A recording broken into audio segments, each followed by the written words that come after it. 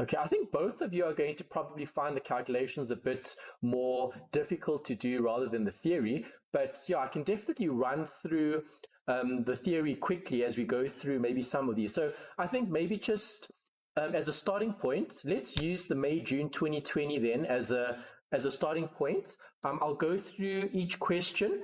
If it's theory, I'll just discuss the answer, but just give you some things to think about when you approach the actual exam and how to answer or how to approach certain sections. But then when we get to calculation questions, then I'll spend a bit more time on those and just work through the actual calculations with you. So at least then you can see how to actually approach these types of questions when there are workings involved. Is that all right? Yeah, that's great. Okay. Yeah, I also struggled with the spot rate stuff, and then there's also some stuff about LIBOR, or LIBOR, whatever it was called, like that stuff. I also struggled quite a lot with. Okay, perfect. Okay, so at least I kind of know where the two of you are currently. So yeah, let's start with May, June 2020. Let's run through this. It's not that bad because obviously it's multiple choice. So it's more the exam technique and approach that I think we need to focus on.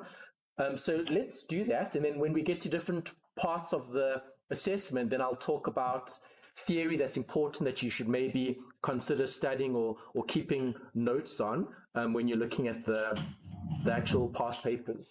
Well, I do have a textbook, but a physical copy of the textbook, so I might refer to that at some point. But if you do have the second, I've got the second edition. I think they're still using the second edition. It's the CFA Investment Series. It's a red cover book. Is that the same book that they've prescribed this year, or have they updated the edition? Are they using a more recent version? Same one, eh? Same. Okay. Yeah. All right, so let's start with the first question. Book, yeah. Okay, so at any point, if you have any questions, I know, Menachem, you basically highlighted a few things when you were going through this exam. So maybe when we get to a specific question that you want to ask something, then just let me know and we can address it when we get there. All right. Okay, same with you, Parosha. If there's anything that you maybe want to clarify or want more information, just like feel free to just stop and just interrupt and just ask, okay? Okay, thank you. All right, so the first question, calculate the yield to maturity of a zero coupon bond, which matures in 6 years. It has a par value of 10,000 and it currently trades at that. So this is actually a revision question that you could probably see in any of the other finance modules that you might have also completed at UNISA. This is purely time value of money. There's no new bond theory or fixed income investment theory that you need to know here. It's pure time value of money, okay, where you have those different variables, NIPV, FV, PMT. Okay, just remember, if you're looking at bond valuations, you obviously need to link each of those variables to something in the question. Okay, obviously, if it's a zero coupon bond, then there are no payments. Okay, remember, payments are your coupons. That would be the interest that you're going to get on the actual investment. So maybe just to give you a bit of context, if you've gone through those public videos covering the theory relating to INV3702, remember our focus here is not about raising capital. Our focus here is about making an investment decision where we're going to be buying almost like a stream of cash flows that's going to materialize in the future.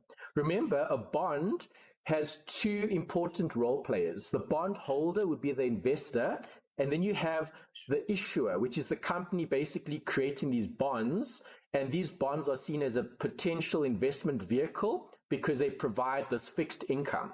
So if you're looking at content, it doesn't matter what type of scenario you're in, try to keep it simple and remember your discounting from time value of money in any of those other modules that UNISA prescribes where there is a level of discounting. So in other words, taking something, okay, and discounting it back in time to determine what the present value is. Okay, remember, present value is looking at the bond price for a particular asset. Remember, you need to change your focus slightly. So I know most of you have done the finance side of the modules in terms of the FIN modules, because those are all financing modules where you're looking at raising capital and you're looking at cash flows in terms of costs, and that's a separate consideration. Here you need to change your focus and think about it from a return on investment point of view. So if I'm going to be buying a bond and I'm going to be getting these semi-annual coupons, okay, how is that going to benefit us as the investor, and what is the rate potentially going to be, and so on. So it's very important to remember the context in any question. So this is pure time value of money. Right, you can see here, I've given you all the solutions. So I'm just highlighting it just to save some time so we can get through more questions. If you look at the working here, the first thing I did was I looked at the actual question and I looked at, okay, what do I have here? I obviously have a semi-annual compounding rate. Okay, remember, rates can be quoted in different ways. They can be compounded monthly, daily, yearly, semi-annually, it doesn't matter. Right, so if you do a normal time value of money calculation, the I that you will get if you put in an N that is in the number of semi-annual periods. So for example, here, you've got 12 periods because there are 6 years, so basically 12 semi-annual periods. Okay, there's obviously a yield to maturity which needs to be calculated, and that's the I. Okay, current price, that's PV. FV would be the face value or the par value. Right, just remember, when you're inserting these values in the calculator, you need to make sure that your PMT, which is your payment, and your FV, okay, are both positive, because from our perspective, that's going to be our return. Okay, we're going to be receiving interest, and we're going to be receiving that maturity value at a later stage. Okay, obviously our initial investment, we need to purchase or invest in this asset. So the PV is the bond price that you're going to have to pay. So that would be negative cash flow. All right, so negative cash flow, positive cash flow. Just remember the signs are important when you're doing these calculations on your calculator. Right, so if you work out the present value, right, if you've looked at my working here on Excel, you can see I've used the rate. I've put in 12, which is the number of periods. There's 0 here, okay? And then you've got it's 0 because it's a 0 coupon bond, no payments. And then obviously future value, okay? And your current price. And if you plug all of that in, the rate that you're going to get is this amount. Right, remember the question said assume semi-annual compounding. So they're asking you, okay, for the nominal rate. So the nominal rate is going to be multiplied by 2, gives you that 8.66. So that's how you get that 8.66. It's a pure time value of money working. All right, is time value of money okay? Is everybody all right with that section in your material? I'm fine with that. Okay, because you're going to see a lot. So while we're on time value of money, this is a time value of money question as well. Okay, if you're looking at this, you can see there are different variables that they've given you, and they're asking you for bond price. Okay, so here you're doing time value of money where you're calculating present value. All right, and then just to continue here, okay, duration, that's convexity, that's looking at the actual extent to which a bond will change in terms of prices in relation to changing interest rates. So that we can cover. I'm just going to quickly scroll and look at all those time value of money questions, and then we can just keep our focus on TVM, and then we can address those. And if there are questions with any of these, we can look at it. Okay, this is looking at LIBOR. Okay, so all right, what do you understand by LIBOR? Let me start there before we jump into this question. This is also time value of money, but it's more theoretical than a number crunching question. Yeah, I don't really understand any of. All I know is it's the English rate. Yes, it's some base rate and then you add.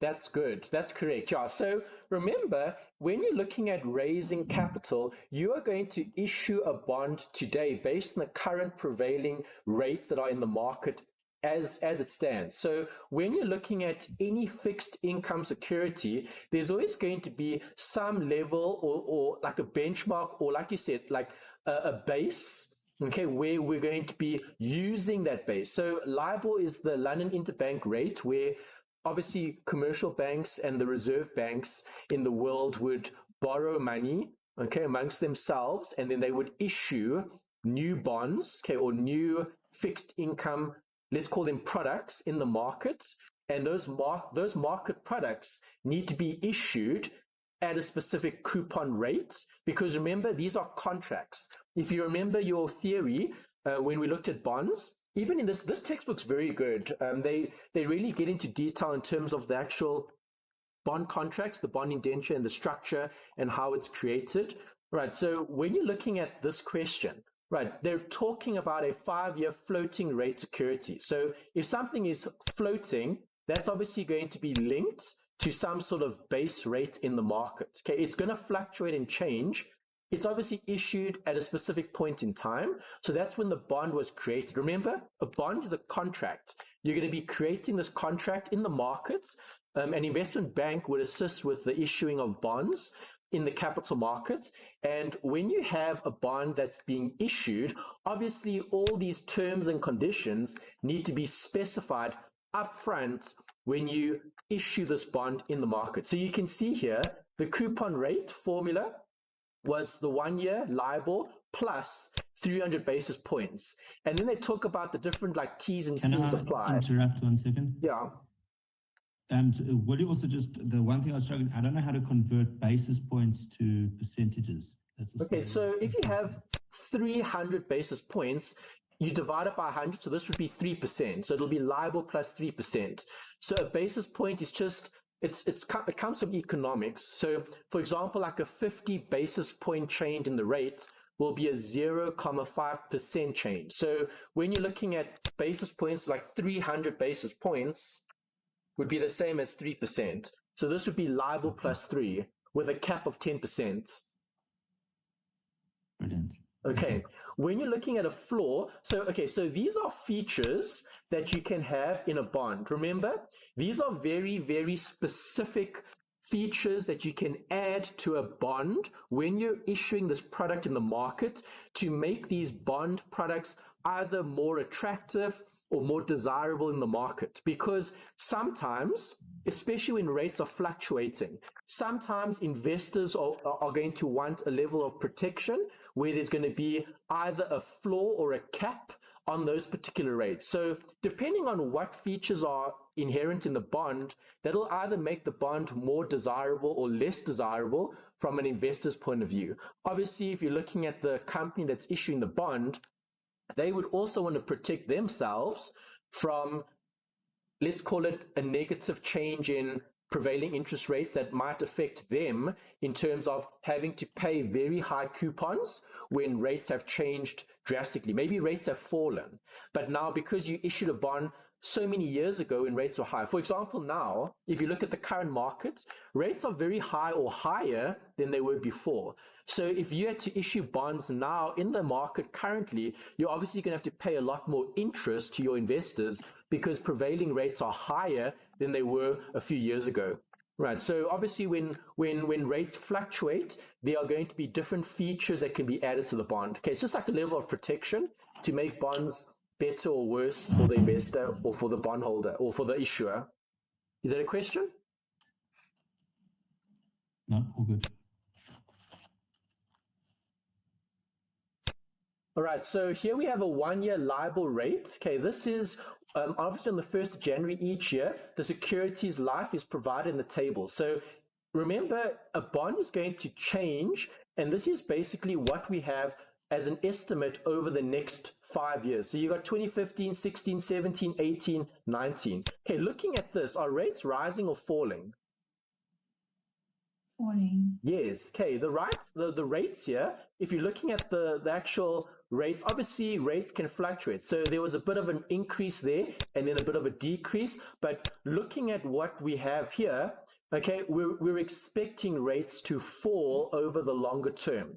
So here in this question, this is theory, but it speaks to that concept of time value of money where you're discounting future payments back in time. So remember, those coupons are basically promise to pays or like interest that you're going to be earning on the bond. So if you're the investor, you're getting the interest and you're going to be getting your capital back when the bond is obviously going to mature. So looking at this, during 2019, the payments owed by the issuer Okay, remember the issuer is the person or the institution, the business, the company that's creating this product.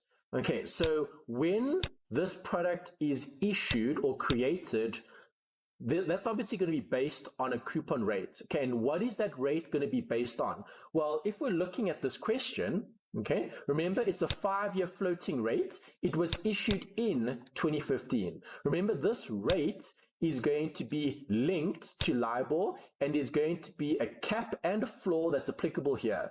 So if you're looking at all of these rates, okay, what is the current rate that we have now? In 2015, 3.5 plus 3. Okay, this floor, okay, what is a floor? Have you gone through the theory? Do you know what a floor is? I think it's like the minimum. Exactly. Yes. Okay, the minimum rate that you're going to be providing, okay, based on this particular scenario. So if it's linked here, okay, the cap is 10, so it's never going to be more than that, and it's never going to be less than that. So obviously, as an investor, are we going to be happy with the current rate in the market, which could potentially be this, okay, the 3.5, or it could be slightly less or maybe slightly more, but it's linked to this whole LIBOR rate. Okay, so LIBOR here is going to be what? 3.5 plus 3. So for 2015, what is it going to be? 6.5. Does it make sense? Yes. Yes. Okay, because you're adding that plus 3% to give you that 6.5%. Right, but because a floor is present here and this can be reset, okay, then when they issue initially, right, closest to 5%, okay, because remember the bond, maybe I should highlight this in the textbook. Let me give you a page reference to this. If you go to the back of the book, there's a very good, here, floors, okay, if you go to page 714, okay, they talk about these different characteristics, these caps and these floors. All right, usage, page 649. So if you go to page 649, in the actual textbook, you'll see they talk about the usage. In other words, when would a floor be useful in a situation where a bond is going to be issued? All right, so yeah, it's paragraph number 5, a Roman numeral V, using caps and floors. Okay, if you turn over the page just before they end, right, they talk about here, the bank can reduce the cost of purchasing, okay, the cap by selling a floor. In this case, the bank agrees to pay the buyer of the floor if the reference rate falls below the strike rate. The bank receives a fee for selling the floor, but it is sold off its opportunity to benefit from a declining interest rates below the strike price. So basically, if you're looking at what they're saying here, they're telling you that these are features in a bond that can help you almost protect your investment, because remember, these coupons are going to be linked to LIBOR. Okay, but the problem is, as an investor, you're going to want the highest possible rates. Okay, so LIBOR plus 3, but remember, who are we looking at here? We're not looking at the investor, we're looking at the issuer.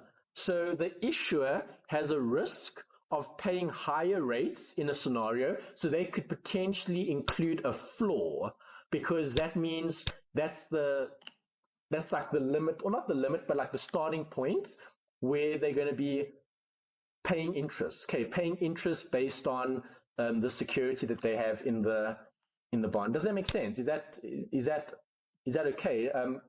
Caps and floors. I understand the concept. I just don't understand how to apply it here. Okay, Parosha, your view? So I understand this. Okay. So for 2019, obviously the LIBOR rate was 1.5%, but you add the 3% to it. Yeah. However, there's a floor. So even though it's 4.5%, okay. Yes, 3 is the correct answer, because you can't go below 5%. Okay. So in that question, did they also ask you about the issue, or was that from a bondholder point of view? Was it the same question, just a slightly different rates? Or was it a different perspective? It was the issuer still, eh? Yes. Okay, then that's fine then. Okay, so maybe just to highlight that, okay, let me try explain it in a different way. Okay, so Menachem, when you're issuing a bond, remember it's not your job to determine what the rates are. It's the bond issuer's job to determine what rates they're going to provide you with. So here, this is during 2019. Right, during 2019, yes. Where are we sitting here? We're now here. So, okay, so when you issued the bond originally, in 2015, okay, that's when the bond was issued. Because this cap and floor applies, okay, every year you're going to have to look at it. Does it make sense? Yes. Okay, so in this scenario, if I was the issuer, okay, the issuer is going to have to issue a bond in 2015 based on the LIBOR, which is the 3.5 plus 3, which is the 6.5%. Okay, there's a cap of 10, so 10 being the maximum, so this would be the 10%, and then you've got the 5%, which is the floor. Is that all right? Yes.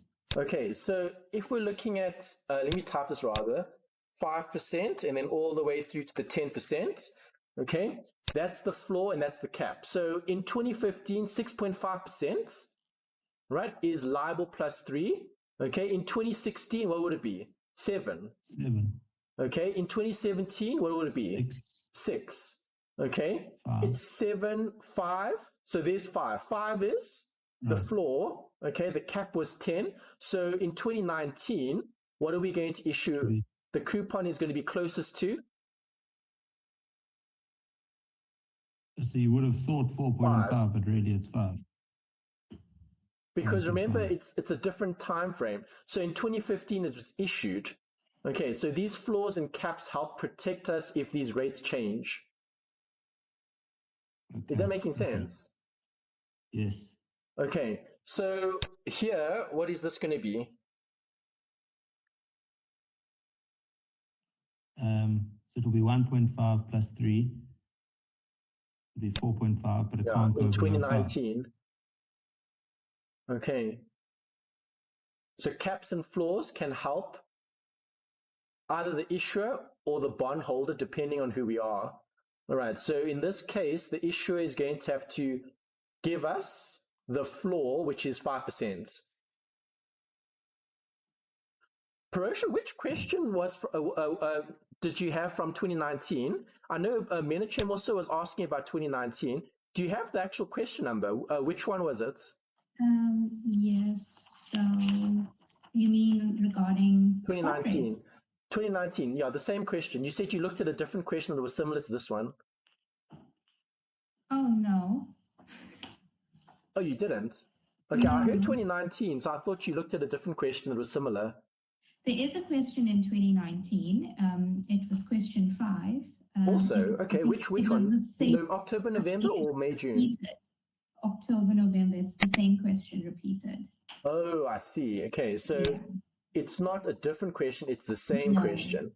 All right, I see. Okay, here's a chair, hey? Yes. Okay, but this was, okay, it was a different question because the dates are different, but I mean, it's the same numbers, yeah? Yeah. Okay, so yeah, the concept is still the same though. Okay, is that all right? Yes. Okay, let's see if there's any more time value of money. Okay, here's another time value of money, but current yield. So current yield is a formula. You should have this from finance. Current yield, there's an equation for it. Let me just see if I can locate it in your notes here. This is the chain, this is duration. Current yield is the current coupon divided by the price. But I just want to find the formula. Okay, there's the spot rates. I think it's here. It's close to, yeah, this is the discounting, the yield.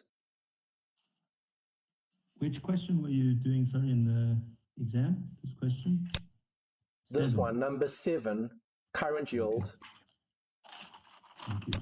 Okay, I'm just going to move this across so I don't interfere with the screen here. Yeah, so question 7, if you read the question, semi-annual bonds with a par value of 1,000, it's callable in 5 years.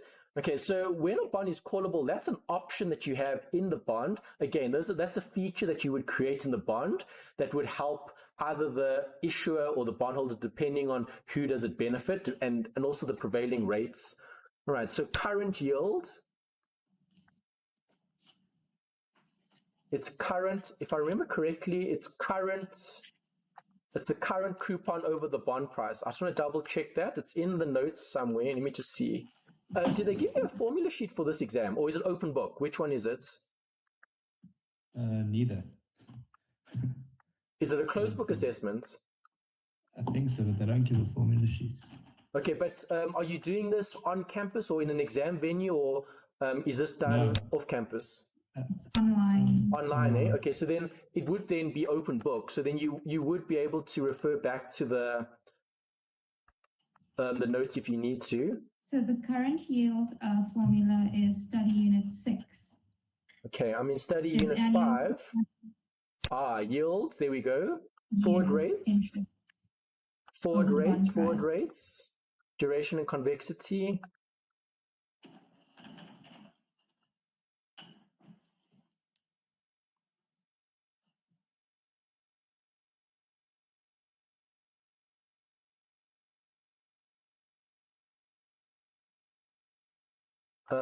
Current yield, bond equivalent yield, I've got that one.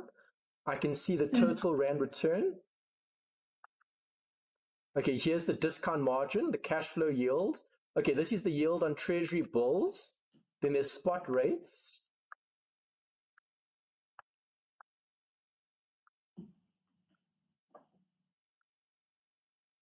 Are you trying to find it, Anthony? Yeah, I'm looking for it in the notes.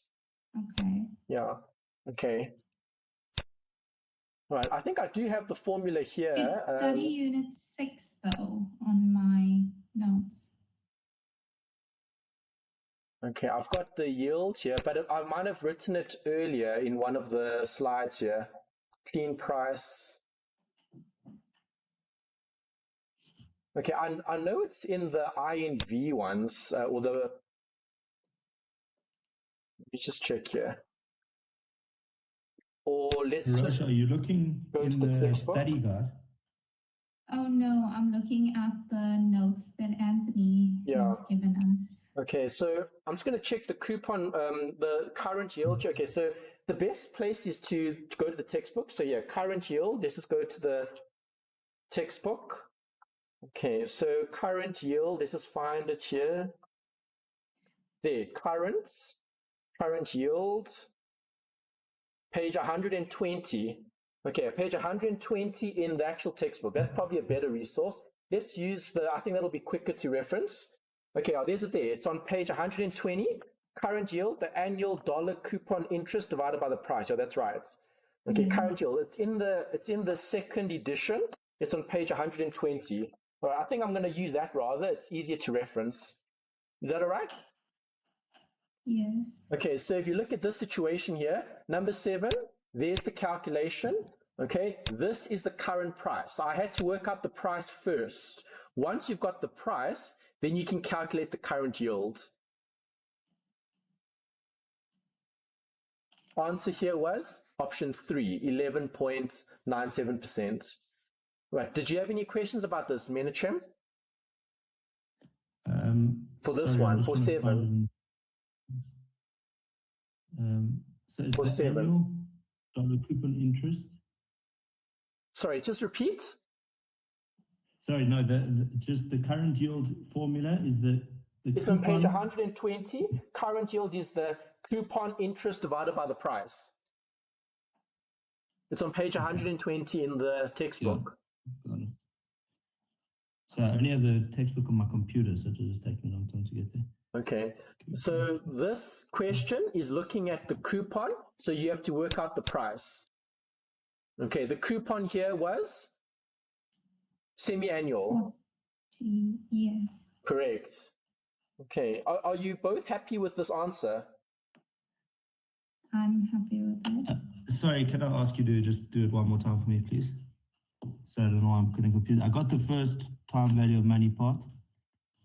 Okay, so that's the bond price that you get from the variables in the question. Okay, you have a rate that you need to determine. You need to calculate this rate, all right, based on the information given in the question. All right, so the final answer we're getting here is the 11.97%. That's this amount here that we've calculated. Okay, this is the current yield to maturity. Current yield to maturity. Okay, so the current yield is looking at the actual price, okay, for the bond with the current interest, right? But if you work out the current yield, it's not the current yield to maturity, because the current yield is different if you work it out. Look, on your calculator, let me show you. Grab a calculator. What was the interest rate? This was 40. 40 divided by the price, 898.59. Times it by 100, that gives you 4.4514. Okay, this is asking for yield to call. All right, yield to call is closest to, so the call is in 5 years time. So what is my time period? My time period will be N is 10, because this is semi-annual, so we have 2 periods per year. Okay. So we're working out the I based on this rate. Okay, we needed the price first. So we have the price, then we can calculate the yield. Remember, the yield is based on the price. The current yield is what we currently have. This is yield to maturity. Okay, this is what we're looking at. So there's 3 formulas that you need to know. Current yield is coupon interest divided by the price. Then you've got current yield to maturity, which is if I hold this bond up until the end of its useful life, which is 10 years. We're going to hold that till 10 years maturity. Then there's a yield to call, which is earlier, which is up until year 5. So this calculation is to determine the price of the security that was issued. Remember, you're the investor. When you're the investor, you purchase the bond at the current price based on the yield to maturity.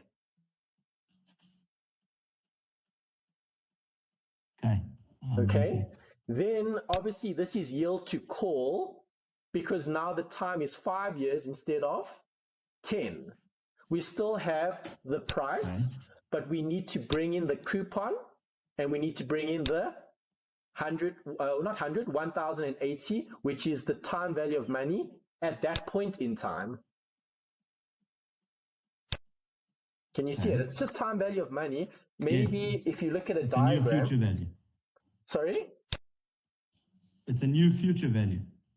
Face value, sorry. Yes, but for T5, not T10. Okay, because you've got 2 considerations here. You've got the current yield to maturity, which is T0 to T10. And then you've got T0 to T5. Do you see that? Yes. Okay. Parosh, is that okay as well? Yes. Okay. Let's look for more time value of money.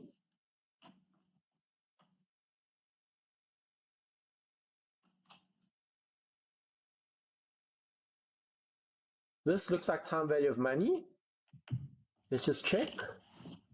1 year ago, the investor paid, purchased. Okay, this is if the bond is sold today. Okay, that's not really time value of money. That's just looking at the current rates. Okay, so obviously if the rates stay the same, okay, what's going to happen? This is that whole scenario where you issue bonds at a discount, you issue bonds at par, you issue bonds at a premium. Remember that? If you look at the scenario, what are the coupons? 8%. What's the yield? 8%. And if the rates stay 8%, is this going to change in terms of price? No. So there's going to be no gain or loss, because the bond will be trading at par. It's not going to be at a discount or a premium. There won't be a loss or a gain. Is that all right? Time value of money? Yes. Okay. There's a table. It's true to say that the PV and the FV would both be 1,000. Is that correct? The PV and the FV, yes, that's correct. And the FV. Yes, yeah. So here you have a coupon rate, which is the same as the discount rate. The bond price will be same as the principal. That will be a par value bond. That's correct. Okay. Okay. Right. So that is time value of money. No working though, but just a more question related to the actual discounting. But if the rates are the same, there won't be any change in the price. Right. Let's have a look at this one. This looks like time value of money potentially. No, this is a theory question looking at risk. More theory, more theory. Let's look for time value of money. Okay, here's another one. Okay, here's the question about spot rate. So let's address it while we've got it, because this is also a calculation. Right, so question 20 is looking at these rates where, okay, so let me ask you first. Do you know what a spot rate is? Is it a rate now? Yes. Okay.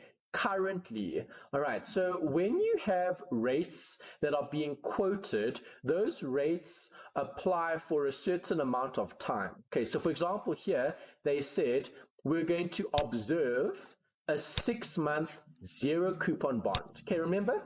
So in the textbook, they talk about arbitrage because rates need to be fair. In other words, if I issue different types of bonds, I cannot issue different types of bonds that don't adhere to the current prevailing rates in the market as they stand. So when you have a zero coupon bond, this is basically telling you that currently, if I have a 6-month time horizon and I have no coupons, in other words, PV and FV only, okay, the current price for this bond is 7517. Right, so I've got a diagram here. Let me show you the diagrams just to highlight that in the actual working. Right, so we've read the question. We see that this is a zero coupon bond. We can see that that bond is going to be issued now, and in 6 months' time, okay, there's going to be a maturity value, okay, of 100. Remember, that's the market price, so it's at a discount, okay? So currently, as it stands, I'm observing a 6-month bond that has an I of 2.300001% based on what we just read in line number 1. Then if you read line number 2, how did you know it's 100 at 6 months? Because bonds are issued in those denominations. It's like 1,000 or 100, or it could be it's a base. So remember, this is a market price. The market price is going to be on a par value or a face value. Remember, the par value or face value, if you go back to any of these other questions here, like for example, the one that we just looked at here, okay, par value, it's always a rounded number, 100 or 1,000. Okay, 1,000 is better, okay, so that's what you're going to be using, right? But obviously, this is a percentage. I don't know if you've done DSC 1630. Have you done DSC 1630? No. Okay, but in that module, they talk about the par value, the price, the clean price, and it's a percentage. So a percentage of the whole, so 100%. So this would be 97% of the price. So 97 Rand out of 100 Rand, if that makes sense. It's always 100. Okay, so this would be a 97% bond, which would be at a discount. If it was more, if it was 107, then it would be a premium. Like for example here, this is trading at a premium. This is 108. Okay, so line number 2, you have a 1-year coupon bond, zero coupon bond, trading at 94,9960. Okay, so there's the second scenario. Notice 6 months, now I've got 12 months. Okay, this is the current price. That is for a 12-month bond. All right, so those are 2 bonds that you are currently observing in the market based on the market conditions. In other words, what you currently have presently in the in the bond market. Okay. Lastly, you observe a 1.5-year treasury, okay, with a 12% coupon. Okay, notice now you're bringing in a coupon. This was zero coupon, this was zero coupon. Zero coupon, zero coupon, now you have a coupon. But when you have a coupon, you need to show those payments. Okay, it's obviously 12%. Okay, so I need to show the semi-annual coupons. So there's 6 and 6. Okay, remember, I'm looking at, this is a 12% coupon bond trading at 108, so that's a premium. There's the price currently, okay? That's the current price. Remember, if I'm looking at this, the spot rate, remember it's a 1.5-year spot. So what are we looking at? We're looking at from here, all right, all the way through to there. Okay, and remember it's a spot rate. So if it's a spot rate, we're going to express it as a bond equivalent yield. In other words, based on the current scenario, we have this, we have this. Now we have an additional 6 months here. Okay, so from 6 months to 12 months to 18 months, all of these bonds need to be fairly priced. In other words, you cannot issue a bond at a price that wouldn't be fair, okay, in the market, because then there's an arbitrage opportunity. So because you've got a 1.5-year treasury bond at a premium of 108, okay, whatever the spot rate is, remember the spot rate is going to be for 1.5 years. All right, so 1.5 years means from T0 all the way through to T3 if I'm looking at the 6-month increments. Does it make sense? Yes, so far. Okay, remember, this is a 1.5-year bond, so I'm looking at this timeline. Okay, this timeline shows me all of the coupons that I'm going to be paying. I've got a payment here, I've got a payment here, and then I've got the par value plus the coupon at the end of the bond. Okay, all of this must adhere to time value of money. So when I'm looking at discounting, remember, what is my PV going to be? The price. Okay, do I know what the price is for a current bond in the market? Yes, it's 108 based on the 18 months that I have in this diagram. Okay, I know I have a 12% coupon, so there's a 12% coupon. Okay, that 12% coupon is going to be paid here, which is going to be at the first 6-month period, which is going to be here in terms of timing. All right, so this rate needs to be used to price this bond. Because remember, this is a 6-month period, this is another 6-month period, and then this is the last 6-month period. So this price that I have here needs to bring in those two considerations, those two rates, right? That's why when you're doing the calculation, have a look at my time value of money. This formula, I'm discounting all my future coupons back in time at a specific rate. Right. They also call this bootstrapping. I don't know if you've seen that in the textbook. They refer to a bootstrapping method where you're looking at different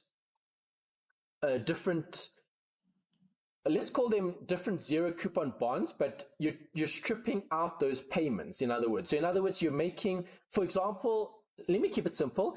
If I'm looking at a coupon bond, would you agree every single coupon is an individual cash flow?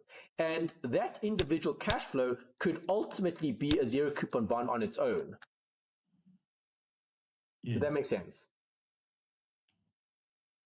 Yes. Okay, so when I have something like this, where I don't know what the current spot rate is, I know the spot rate is going to be currently in the market based on what we already have in the market. Right, this bond has a price. Okay, you have two existing bonds. Okay, and you are going to now work out or calculate what is this rate going to be? What is the spot rate going to be based on the current conditions in the market? Right, and that's why if you look at my working here, it's simple time value of money. Take this bond, bond coupon, and discount it back for that point in time. Okay, then take this coupon and discount that back in time. And then take the final coupon, this coupon, and then bring it back in time. Does it make sense? Can you see what you're doing? Can you see the time value of money, the discounting? Can you see the discounting? Yes. Okay, so if you look at my formula, you're discounting it back 6 months, so period 1, 12 months, period 2, 18 months, period 3, and you're solving for this spot rate, which is the rate that you would apply if you had T0, let's copy this, and T3, which is 18 months. All right, can you see what you're doing? So this rate that I've calculated here, which is 5.4%, okay, is representing the bond equivalent yield, okay, for a zero coupon bond that was issued now until T18. In other words, a three period bond. Okay, in other words, a 1.5 year zero coupon bond. Can I ask you to show me how to do this on the calculator? Because I don't really understand the... You cannot do this on the calculator. It's a spot rate. You're calculating the spot rate based on the current prevailing interest rates in the market. There is no other way to calculate this. The time value of money calculator is not going to help you with this because there are two different rates. There's a zero coupon 6-month rate and there's a 12-month rate. Right, those two rates need to be discounted, okay? And then you have a final amount of 106 that needs to be discounted. The price needs to be 108.9949 because if it's not, then you're going to be issuing a zero coupon 1.5 year spot rate that is not going to be right. It's going to be, there's going to be an arbitrage opportunity. If the rate is not 5.4%, then you're not going to have a fair market, or you're not going to have a bond that's going to be right or correctly priced. Let's use that word, correctly priced. Does that make sense? Yes. Can we maybe just go over it again? Okay. Yeah, I'm also not so happy. Sorry. Okay. Let's start over. Okay. All right. What do you understand here when you read this?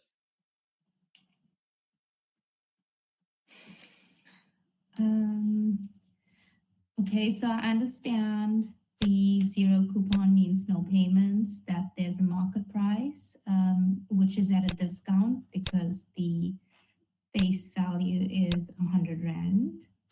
Okay. So I understand all of that. Okay, so everything we read there is what you just said, which is correct. Do you... Okay, let me hide this part. Okay, I can't hide that part. I can't scroll so far. Do you understand that this part represents that bit there? Is that okay? Yes, I know how to get that rate. There's the price rate. And there's the par value. And this is for a 6-month bond. It's a 6-month zero coupon bond. Can you see that? Yes. Okay, that's the first part. Right, let's change color. Let's use blue. Okay, what do you understand here? At that point, you work out the I just for that first 6 months. Because remember, a bond is priced according to the rate. When you have a contract, you have a rate that's going to be related to the market. So the price that the market wants is this. The par value, face value, 100. So the current rate for this particular product, okay, is that rate. Okay, with you. Okay. Then the blue that I've highlighted, I've circled, is all of this. Okay. Are we happy with what we've read there in terms of what we have here on the diagram? Yes. Okay, so what is this saying? This is saying I'm observing a zero coupon bond. So currently I have a bond that's priced at 94,996. Okay, this bond is going to have 12 months to maturity. There's zero coupons. All right, so in other words, the price, inverted commas, the rate, inverted commas, okay, for this bond is this 5.26. So you do, when you're doing this on your calculator, you still add 1 period for N. Well, remember, this is the PV, this two. is the FV, so this needs to be your N, which is 1 period because it's a 1 year bond. It's not a, Okay. if it was a 6 month bond, then there would be 2 periods here, but it's not. It's a 1 year zero coupon bond. Okay. It's a 1 year bond, so there is only 1 period. It's still 1 period. It's just a 12-month period instead of a 6-month period. Okay. Does that make sense? Yes. Okay. Then, okay, now forget about those first 2 diagrams for a minute. Okay, ignore the second part of the diagram. Okay, just look at what they've told you. They said you observe a 1.5 year treasury bond. Okay, it's a coupon paying bond. So if there's coupons, would you agree coupons are paid semi-annually? So there's going to be a bond payment there every 6 months. Does that make sense? Yes. If it's 1.5 years, how many coupons are you going to have? 3. 3. Okay, obviously one coupon's going to be paid there, one coupon's going to be paid there, one coupon's going to pay there. In terms of timing, this coupon is being paid at that point in time. So the rate for that coupon, because of time value of money, this rate needs to apply to this return because I'm getting a coupon payment here. Time value of money, 6 months, 6 months, same time frame. Is that right? Yes. Okay, when do you get the second coupon? At 12 months. So that's the second coupon. That's at that point in time. Okay, and then the last coupon with the par value is given at that point in time. So if I'm going to be discounting everything back in time, surely I have to use time value of money? Yes. Okay, so what am I doing? I'm taking this amount and I'm discounting it back in time. I need to write on something. Let me just open up Painter quickly. It's just easier. Okay, so this is the 1.5 year bond. This is T0. That's a half year, and that's a full year. Okay, obviously this needs to be discounted, this needs to be discounted, and this needs to be discounted. Okay, I have 6 here, I have 6 here, and I have 106 there. Okay, because I have a price here, okay, this needs to be discounted at the correct 6-month rates. This needs to be discounted at the correct 12-month rates. And this is what you're asked to solve for, the spot rate for 1.5 years, so 18 months. That's the question mark. Okay, so you already have the price. The price is given as 108,9949. Right, so if I'm taking this coupon back in time, what is the present value formula? Well, future value, 1 plus the rate to the minus n. Okay, so what am I looking at here? This is T1, this would be T2, and that'll be T3. So this formula is used here. That's why I've got 6. 6 open brackets 1.023, close brackets the pi or minus 1, because I'm discounting this back to there. I'm present valuing the coupon. Make sense? And so just again, the n is 1 because it's the first period, correct? It's the first period because you're looking at 6 months, yes. 6 months, go with you. Okay, this one is at T2. So if I want a present value here, I'm going to have 6 times 1 comma, what is the rate? 5.2267509. So 0, 526 ... to the power minus 2. See that there? Okay, it's taking this and it's discounting the payment back in time. Make sense? Yes. Okay, this is the last amount. This is the future value. This future value needs to be discounted back there. Okay, all of these present values must equal this amount, 108,9949. This you can calculate, this you can calculate, this you won't calculate because you don't have a rate. The rate is what you're asked to calculate. So is that one long equation or are they three separate equations? Well, it's one formula used 3 times because there's 3 discounted amounts. Right, okay, with you. I have one amount there that must be discounted using time value of money. I have another amount here that must be discounted using time value of money. And I have another amount here that must be discounted according to time value of money. All the present values must add up to 108,9949. Okay. Is that a little bit better? Yes, and then can you just follow through just the last point, the last step? Okay, so second step, so on your calculator, you can calculate that, that's the amount. The second amount, that's the amount. And then obviously this is just arithmetic, this is just mathematics. I'm just literally calculating. So on my calculator, type that in, get an amount, get an amount. Okay, take those 2 amounts to the left and then solve for the rate. This is just algebra. Do I need to go through the algebra? No. Okay. All right. The algebra is just literally moving things from the one side to the other side.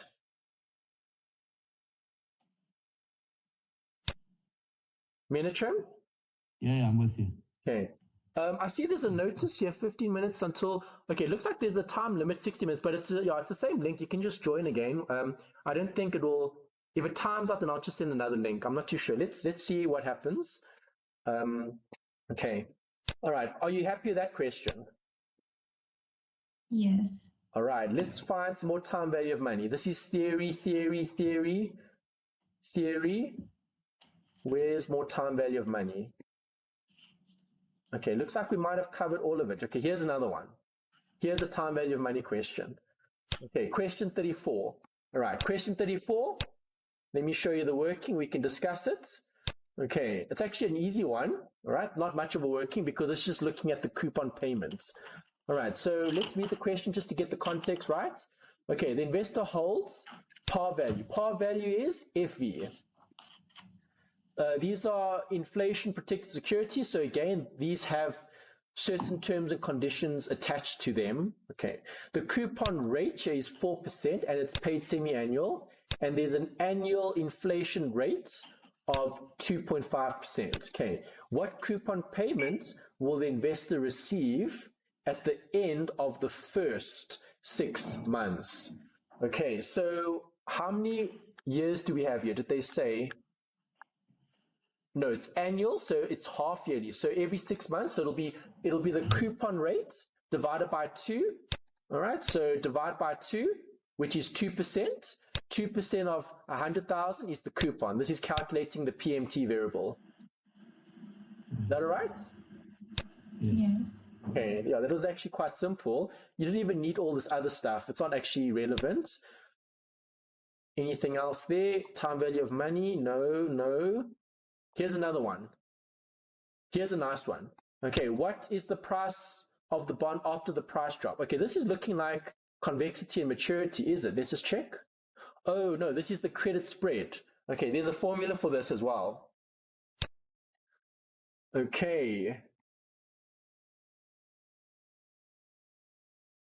Right, let's read it. It's a 0 coupon bond with a face value. That's fine.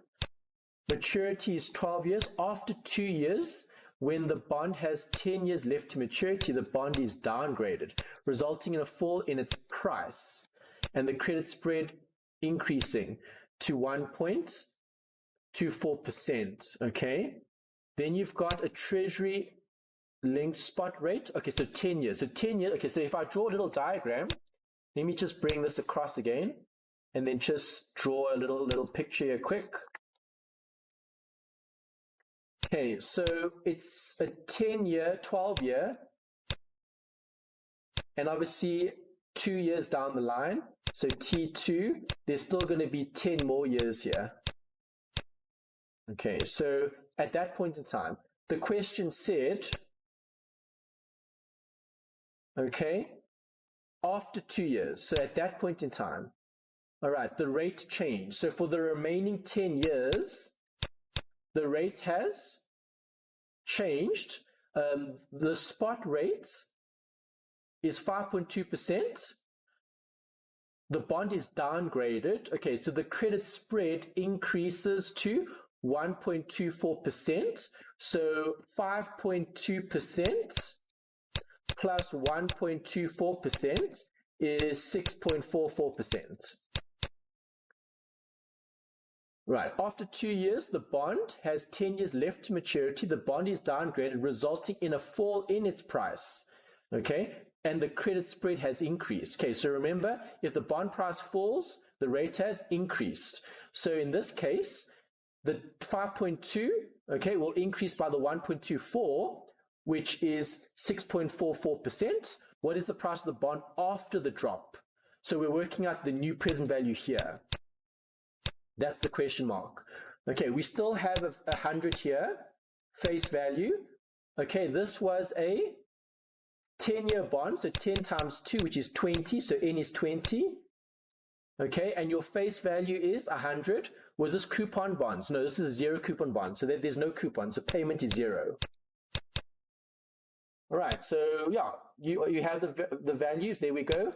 NIFV, present value, new price, 5305, time value of money, taking what's in the question into account. Is that all right? PV here, that's what I'm calculating.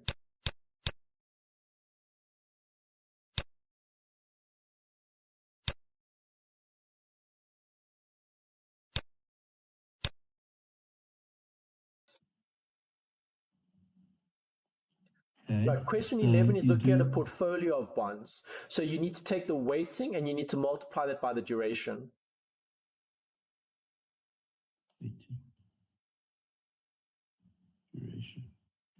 Because this is a portfolio of bonds. You've got 4 different bonds. You've invested a certain amount of money into each of these different bonds with a different duration. Remember, duration is the price sensitivity of a bond to changing interest rates in the markets. Okay, sorry, can I ask you to maybe just assume I don't understand how to do this? The weighting, you calculate the weighting, do you add them all up and then divide it? No, remember the weighting is based on the market value.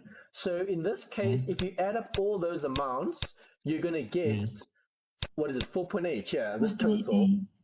Okay, this is a portion of the bond. So you need to divide that by 4.8. So it's the weighting. So the weighting would be 2.6 divided by 4.8 times 2.4. The formula is here. I've used an equation there. I don't know if you can see that. There's it there. Market value divided by total, because that's a weighting. What is the weighting? A weighting is like WACC, weighted average cost of capital. It's the financing divided by the total. So here I'm looking at the financing, 2.6 divided by the total. But this is the portfolio of bonds. So I'm investing 2.6 million of the 4.8 million in a bond that has a duration of 2.4. Okay, then you times it by the 2.4, and then you'll get all those numbers, add them up. You'll get the 1.3, the 1.9, yeah, the 0.85, and so on. Okay, remember, it's the weighting, because think about it. It's like having a bucket, and you are allocating a certain amount of water to each bucket. But each bucket has a certain, let's call it characteristic. Okay, this is a very, let's call it a conservative bond. It doesn't do much when rates change. These bonds are more aggressive. In other words, when the rates change, there's going to be massive swings in terms of price when the rates change by a little bit amount, because that's duration. Remember, duration is a measure of the bonds, almost like elasticity when you're looking at economics. All right, how much is the price going to change in terms of percentage? The price sensitivity. Does it make sense? Yes. Okay, so I want to know, obviously this bond is a little bit more on the conservative side because most of your money is sitting in a lower duration bond portfolio rather than a higher duration bond portfolio. Right, and obviously, so for example, if rates are going to fall drastically, like massive, like literally the world collapses again and rates go all the way down to like lowest in history, okay, then what bonds do I want? Then I want these bonds, right? Because they are more sensitive to a drop in interest rates. That means if the rate changes by a little bit, I'm going to get a massive appreciation in bond price. Does that make sense? Yes. Yes. Okay, so overall, this bond portfolio has an overall duration of 3.5 because individual bonds, all of them react differently in the market based on their unique characteristics. The duration for bond W, okay, is less than the duration for bond Y, which is a lot more. So Y is going to be more affected by changing rates. And you see this a lot in theory questions. Okay, are all of you happy with this working? Yes. Okay, then we can go relate this concept that we're just talking about to something like this. Okay, if you have a treasury inflation protected security, if it's protected means, okay, it's not going to be as affected by changing interest rates. So which is least accurate? Option 2 is the least accurate. Okay, least accurate meaning the most incorrect. I don't know if that makes sense.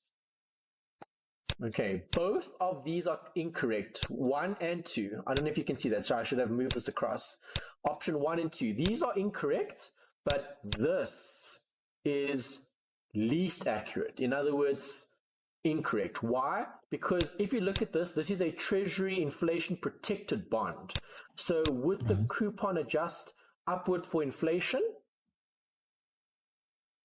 It's protected. It's an inflation protected bond, right? If the coupon is going to change, right? Remember, if the inflation rate is going to go up, what's going to happen to your bond price? It's going to decrease. It's going to decrease, yeah. It's the inverse. Okay, so your coupon rate, why would the coupon rate adjust upward? Okay, the least correct. The coupon payments are always based on the par value. Okay, so 1 and 2 are incorrect. The least accurate would be 2 because these are treasury inflation protected bonds. So those bonds would be based on the price of that bond, not the actual par value. So that would be incorrect. It's in the textbook. We can actually go back and you could reference it in the textbook. I don't know. Do you need that reference? So in treasury inflation, the coupon is based on price. Well, the coupon will adjust based on the market price of the bond. Yeah, so if you look at this, let me find it for you. I'll show it to you in the, okay, so this is tips. All right, on page, here, Treasury Inflation Protected Securities, page 6, page 41, and page 76. Let's go to page 76.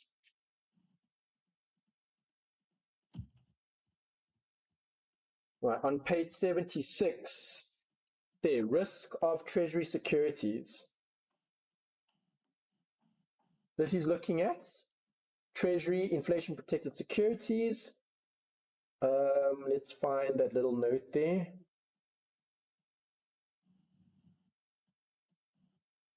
Okay, there's a note here about duration. They talk about volatility. There, bottom of the page, page 76, fixed rate Treasury securities are exposed to inflation risk. Treasury inflation protection securities have a coupon rate that is effectively adjusted for the rate of inflation and therefore have protection against inflation risk. Then they say on the next page, finally, the yield on Treasury securities is impacted by a myriad of events that can be classified as political risk, a form of event risk. The actions of monetary and fiscal policy in the United States, as well as actions of other central banks and governments, can have an adverse or favorable impact on Treasury yields. All right, so here you can see if they've spoken about. Okay, so yields on tips are good estimates for real returns. No, that would be least accurate, so false. Tips are treasury, so real returns based on inflation, that would be true. So it's not least accurate, meaning false. This would be true, meaning it's based on inflation. So tips are good estimates for real returns. Yes, so that would be more accurate, not less accurate. Inflation adjustments to principles are made semi-annually. Okay, in terms of least accurate, meaning false, the adjustments we just read here, they said here, where was it again? Here, the expected inflation protection have a coupon rate that is effectively adjusted for the rate of inflation. All right, so adjustments are made to the principal and it would be made semi-annually because it's paid, coupons are paid semi-annual. And then let's go back to page 41 then. There will be another note about the coupons here. Just find more references here. Okay, on page 41, you've got inflation adjusted principal there, the TIPS. Okay, Treasury inflation protection securities or TIPS. TIPS work as follows there. The coupon rate on an issue is set at a fixed rate. Okay. The rate is determined via the auction process described later in this auction. The coupon rate is the real rate because it is the rate that the investor ultimately earns above inflation. Right, so both 1 and 2 are false. In other words, they're not true, least accurate. So which one is least accurate? See, here they said the coupon rate on an issue is set. See, on an issue, when it's initially issued, it's at a fixed rate. But because these are tips, it will be adjusted upward for inflation. So that's why I went with least accurate, meaning number 2. Coupon payments are always based on the par value. If we continue reading here,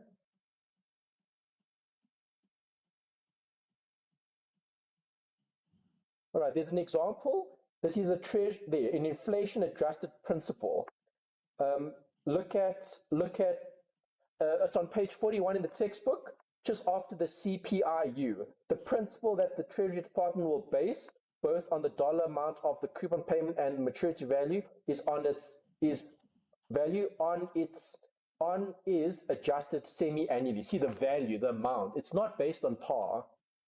It's based on the maturity value that's adjusted semi-annually. Can you see that? It's an inflation adjusted principal. This is not right. It's not based on par because this is a TIPS. Can you see that? It's on page 41. 41 is actually better, but all of them. So page 70, what is it, 76 or 79? Those 2 points are mentioned there, and then those 2 points are mentioned on page 41. Are you still with me? Yes. Yes. Okay. All right, we've covered the time value of money. Any other questions out of this one that was theory related that you want to go through? Okay, so see, here's another one looking at theory, talking about those changing rates. So here, semi-annual paying floating rate security. If it's floating, what does floating mean? It changes. Fluctuates. Most likely to trade at a discount. Remember, if it's trading at a discount, right, your coupons are going to be less than the current yield to maturity. Remember this, the table. Do you know what I'm referring to, the table? Yes. Yes. Okay, the table had discount premium. Let me see. Here's the tier. Okay, and par, correct. Okay, so trading at a discount here, coupon less than the yield to maturity. All right, so in this scenario, because this is a floating rate security, it is going to fluctuate. All right, so which option is correct? Next reset date in 3 months, that's not going to affect the discount or the par value, because the discount is linked to the coupon as well as the yield to maturity. Security was subjected to a credit downgrade. When there's a credit downgrade, you had a similar question earlier where you had to adjust the bond because the bond was downgraded, and then you had a credit spread. The credit spread is going to change the yield to maturity. This is going to lead to a change in the discount, because now the yield to maturity, if there's a credit downgrade, that means there's going to be an increase in rates. The rates are going to go up. Remember this question here, the one that we spoke about? The one that you asked me about with the adding the, what is it, the 2 point something %. Yes. It was a question. Okay, the spread. Why did we add the spread? We added the spread because it was a decrease in the downgrade. It was a downgrade in the credit rating. Where was it? Question 39. Ah, thank you. Okay, there we go. Right, the bond is downgraded. When you downgrade the bond, there's going to be an additional spread that's going to be added because that's the additional risk. So rates are going to go up. What is that speaking to? It's speaking to the yield to maturity. So yield to maturity is going to go up. So that means there's a higher percentage chance of this bond trading at a discount, not at a premium. Because remember, the coupons don't change. The rates will change. The coupons can change or be linked to inflation, but that's not what we have here. Okay, this is just looking at a discount. So obviously, if the yield to maturity increases because of the downgrade, then we're going to have a discount bond, not a premium bond. Is that right? Does that make sense? Yes. Yeah. Okay. All right, here yield premium for credit risk decreases. Okay, obviously if there's a decrease in risk, there'll be less spread, there'll be less yield to maturity. And then a coupon rate includes the margin over LIBOR to compensate for the issue's liquidity risk. Okay, here they're just referring to the coupon that's going to float or change. Okay, remember this is not looking at the actual yield, this is looking at the security. The security could be linked, but it's not going to give rise to a discount. The only time you can get a discount is if the coupon is less than the yield to maturity. So this is the best option. Okay, we've looked at all of those. Here's another one. Okay, so this is looking at convexity. All right, convexity, does everybody know what that concept means or speaks to? Just know it's a graph, and it talks about the rate changes over time. Okay, yeah, so convexity and duration. Duration and convexity are two similar topics, all looking at the change in price to a change in interest rate. Okay, so here, based on the assumption, here you have options. Okay, you've got a non-callable and a callable bond. All right, so if you read the question, this person owns a portfolio. They have a callable bond with 10 years to maturity, callable at any time.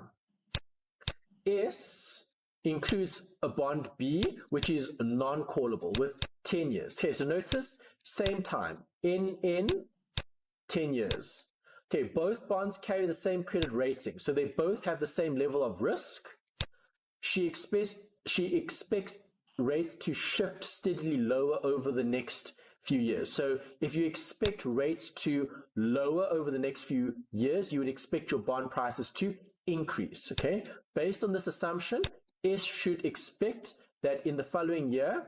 Okay, so basically you have the exact same bond. The only difference here is the one is callable and the one is not. What does that mean? Do you know what that means?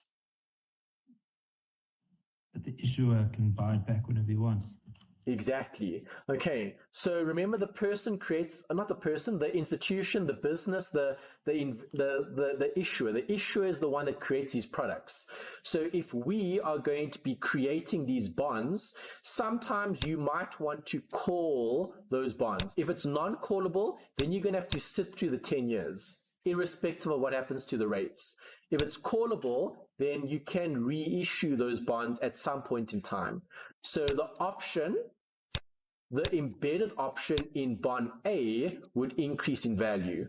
Okay, that's something that you would have as a benefit because the bond is callable. Right. In other words, it could actually, you could stop the bond and then you could recreate, or not recreate, but have a new bond instead of the existing one. So A and B are the same. The only thing is this: either you can call the bond or not. Okay. Okay.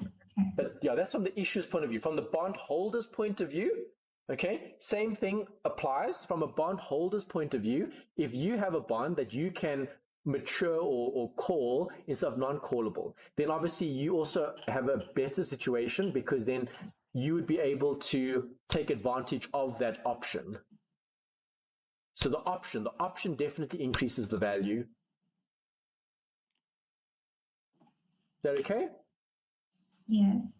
All right, yield curve shifts down. So if the yield curve shifts down by 50% for all maturities, which of the following bonds would be the best to own? Okay, so obviously you want bonds that are very, very, very sensitive to a change in interest rates. Okay, if the yield curve shifts down, that means rates are falling. If rates are falling, then I want higher duration bonds because then I'm going to make a better return on investment. Does it make sense? Yes. Okay, so if I'm looking at 4 years or 5 years, which bonds are better? 4 years or 5 years in terms of duration? Which bonds would react more by a change in interest rates? 4.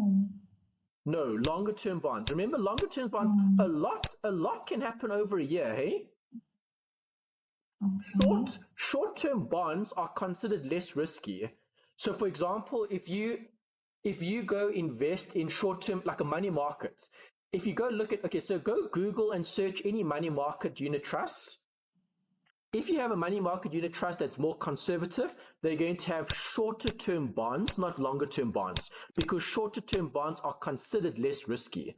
Their duration and convexity is not going to be as high. Does it make sense? Yes. Okay, so if I'm choosing between 4 years and 5 years, I'm going to choose 5 years every time.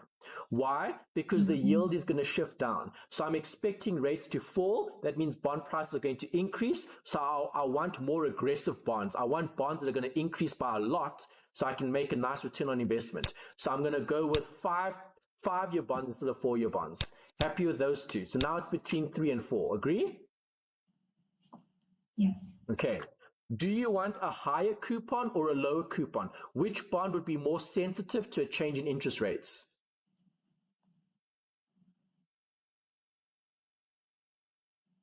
Lower. Yes, that's why option 4 is correct. Okay, remember we said if we have lower coupons, okay, when rates change, all right, they're going to be more heavily affected by the change in the actual maturity or yield, okay? So those bonds are going to be seen as being more valuable. So you would prefer lower coupon bonds because you're going to get more appreciation in bond price when the yields decrease. Okay? Okay. So, right. And again, you're looking for the most sensitive bonds. Yes. That you can find. Yes. Best bonds to own. Okay, remember you want bonds that react a lot. Remember duration and convexity? Go back to that example we had here. Where was that market one?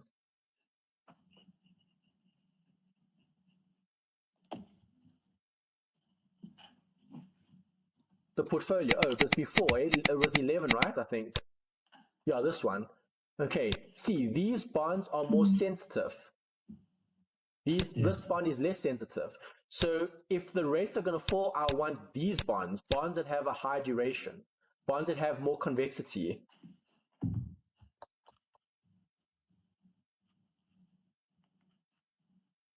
Are you with me?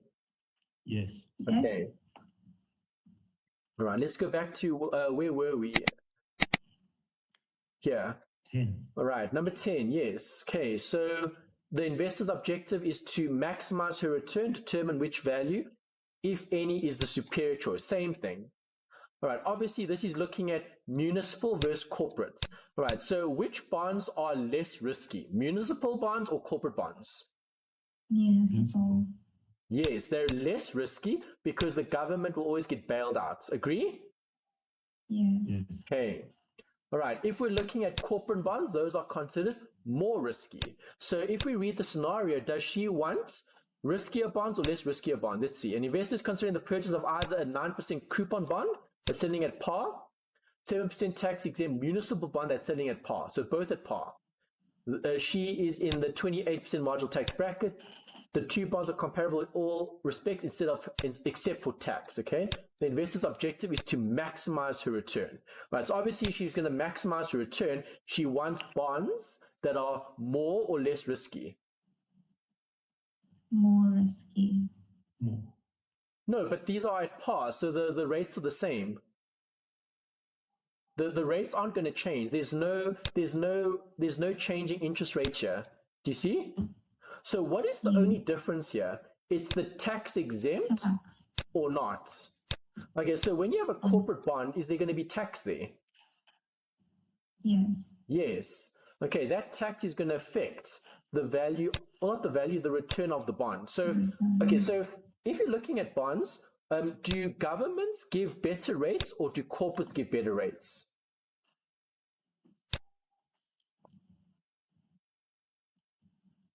I'm not sure. Have you heard of government bonds before?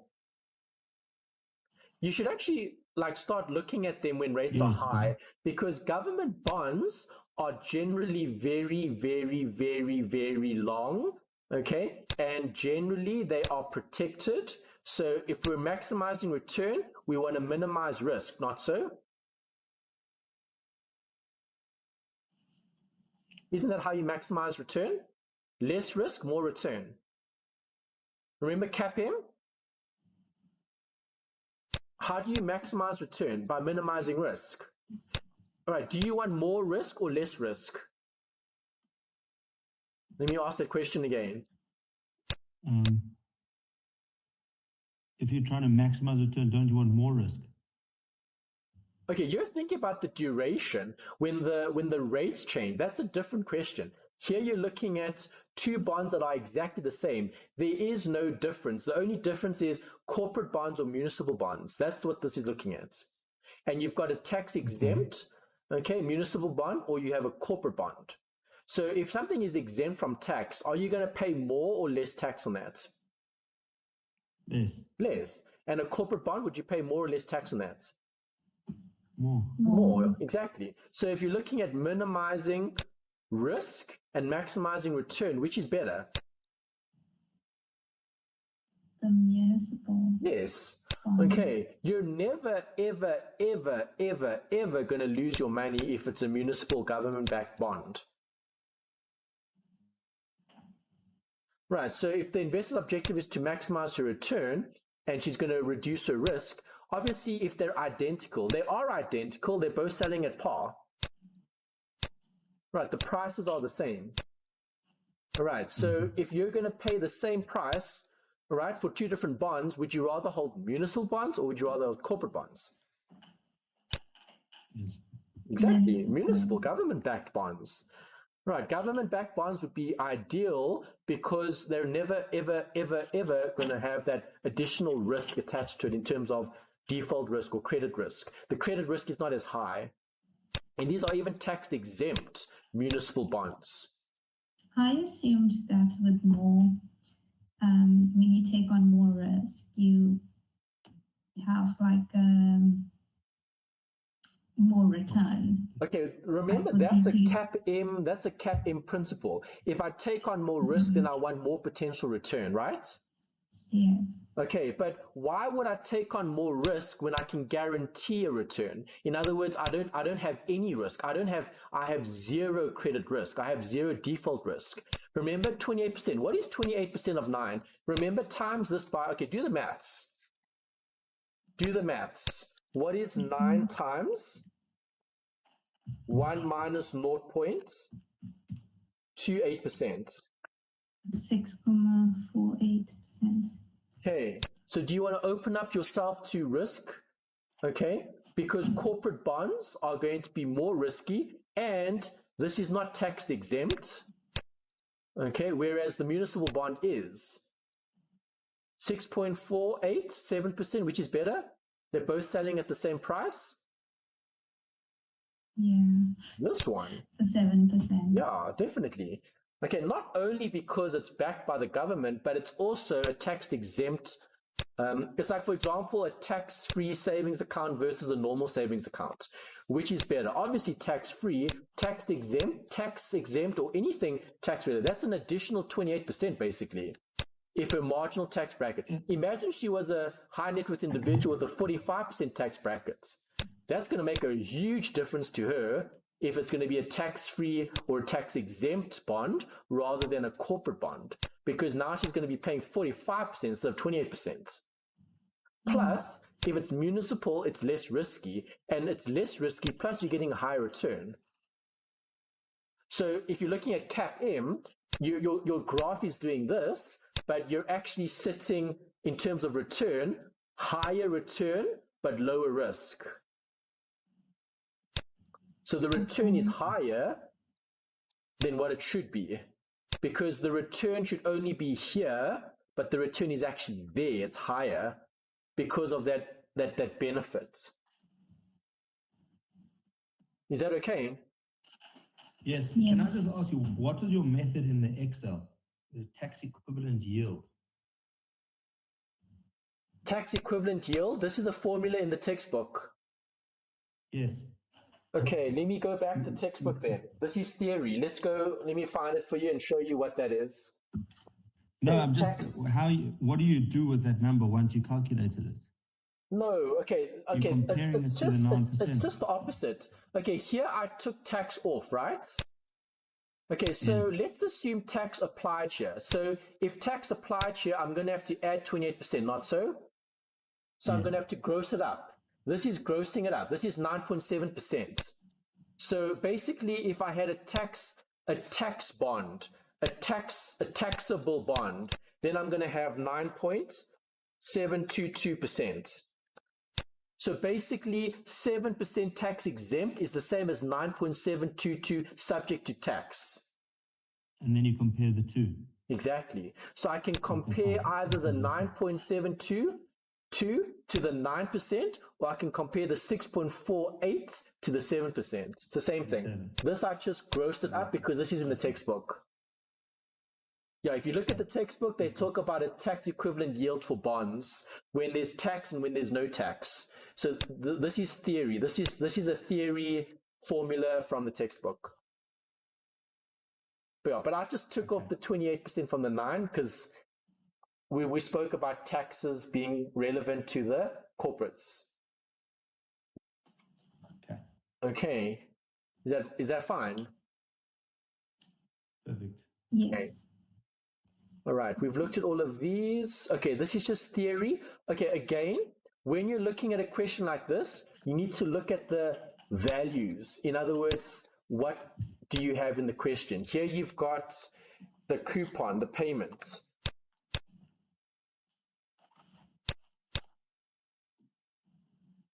Okay, this is semi-annual. Which of the following risk is most likely highest for a semi-annual pay option free corporate bond? Okay, so if it's a corporate bond, we just spoke about it. More or less risk in a corporate bond? More risk, exactly. Okay, here we want most likely, which of the following risk is most likely highest? So in other words, highest for a corporate bond. Okay, so we know corporate bonds carry higher risk. Will you have more price risk, more default risk, more interest rate risk, or more prepayment risk? Well, it's a semi-annual coupon bond. Prepayment risk? No. Okay. Default risk? Is there default risk? Prepayment risk is that they buy it back from you, right?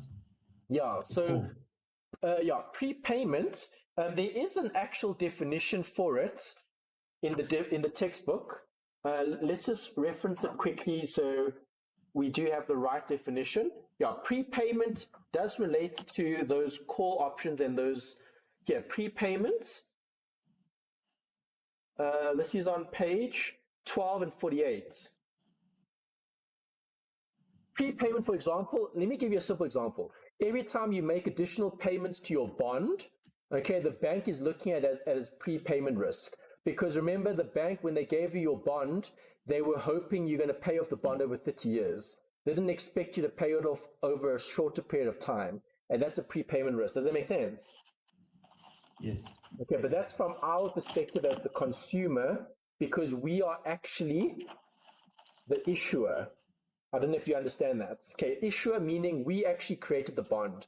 We are, the bond holder is actually the bank, because the bank collects our coupon every single month. All right, so prepayment risk, I forget the page number now, 41, I think it was. All right, there is a, 48, I think you said. Sorry, what is that? I think you said 48. 48, thanks. Okay, let's just go back there. I lost my train of thought. Okay, yeah, page 48. Here. Okay, this is the mortgage back. Yeah, there, prepayment, yeah. Prepayment risk, there. The effect of prepayments is the amount and the timing of the cash flow from a mortgage is not known with certainty. This is a risk that is referred to as the prepayment risk. All right, so, and then they give you an example. See, an investor in 100,000 Rand, $100,000, okay, 30-year mortgage, knows it's a long loan. So obviously the length of the loan, the time of the loan. Okay, is this short or long? It's short. It's only 4 months. Prepayment risk? No. Okay, it's short. Okay, default risk? Default risk, yes, to some extent, because this is a corporate, but we're looking at which is the highest. So you'd be choosing between default risk and interest rate risk.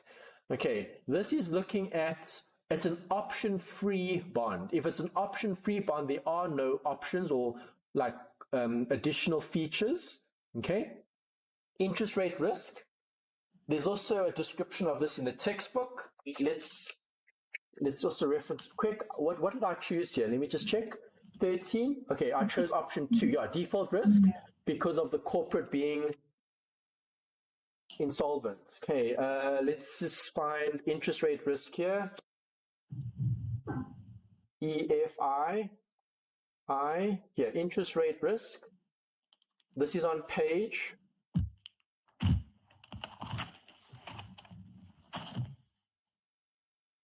Interest rate risk. Interest. The interest rate swaps, interest rate sensitivity.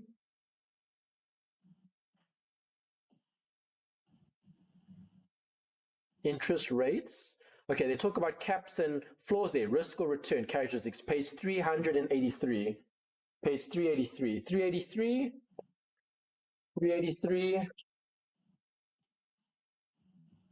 Here's it, page 383.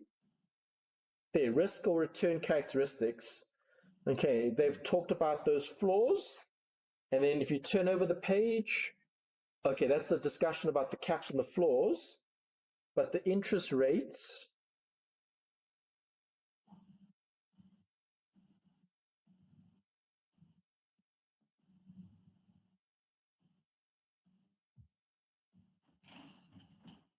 maybe not the best reference there. Let's go back to the. Okay, is that all right though? Can we? Is that interest rate risk okay? Okay, here interest rate risk 1722.126. 1722.126. Let's go to page 126. Then you'll have a proper definition for the interest rate. Is just what we spoke about when rates fluctuate in the markets, and then yeah, this is better. Here, interest rate risk. This is a better reference in the textbook, page 126. Factors affecting, there's even reinvestment risk here. This is a better reference for interest rate risk. Okay, changing or fluctuating rates in the market due to inflation. All right, so option 2, default, because this is a corporate bond. Okay. All right, is theory okay? Do any of you have issues with theory? Yeah, can I ask you just in question 15? Just Yes. the difference between what I'm aware of is that if something's callable, then it's more risky, and puttable is better than when there's no options. So I just want to know how to approach that question properly. Okay, so looking at this question, the bond manager is considering 3 bonds. So you've got options between A, B, and C. Okay, bond A allows the issuer to call the bond before the stated maturity. Right, so bond A does have an option. Remember, an option is something that you can have as part of the bond, and you can call the bond before the maturity date. So in other words, I don't have to wait till maturity to get paid the full amount. Okay, that would be, for example, like an access bond or a bond that you can pay off ahead of time, earlier. Okay, calling the bond. Right, bond B allows the investor to put the bond back to the issuer before the stated maturity. Okay, so a put would be a sale. So in other words, you're going to force the issuer, okay, to buy back that bond. Okay, so you as the investor, so calls and puts depends on who you are. Are you the person issuing the bond, or are you the person holding the bond? There's a difference. Okay, you can buy the bond or you can sell the bond. Those are options. Is that okay? Yes. All right, then bond C contains no embedded options. Okay, so that means there's nothing. There is no option at all on that particular bond. All right, so now we have to read. The bond's identical, that's fine. The manager says to his assistant, bond A and B should have larger nominal yield spreads to US Treasury than bond C. Okay, so bond A and B. So do you agree bond A and B both have options attached to them? Yes. Okay. The one is a call and the one is a put. C doesn't. So bond A and B should have larger nominal yield spreads to US Treasury. Okay, so if we have larger spreads, that means they're more risky bonds. Okay, are all those bonds risky? Are A and B risky? If we're the investor, remember we're a portfolio manager holding bonds. Do we want bonds that have a call or do we want bonds that have a put? Put. Which would be better as the bond holder, as the investor? The put is better. Okay, so if you can get the issuer to allows the issuer to put the bond back to the issuer before the stated maturity.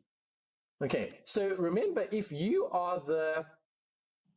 the investor and you're holding bonds and it's a fixed income security, don't you want to hold those bonds as long as possible? Yes. Okay, don't you want more payments for as long as possible? Yes. Okay, so ideally, think about it from the opposite point of view, like try to simplify it in terms of a bond. So for example, if you take out a mortgage, if you take out a home loan, okay, obviously the bank doesn't want you to pay it off sooner. They want you to pay it off as late as possible. So here, the investor technically is the bank, okay? Does the bank want you to, okay, give them back the bond, okay, before the state's maturity? No. Okay, so you're looking at a scenario where it would be an advantage, okay, to the issuer, but not an advantage to the bondholder. The bondholder would be the investor, okay? What else do we have here? We have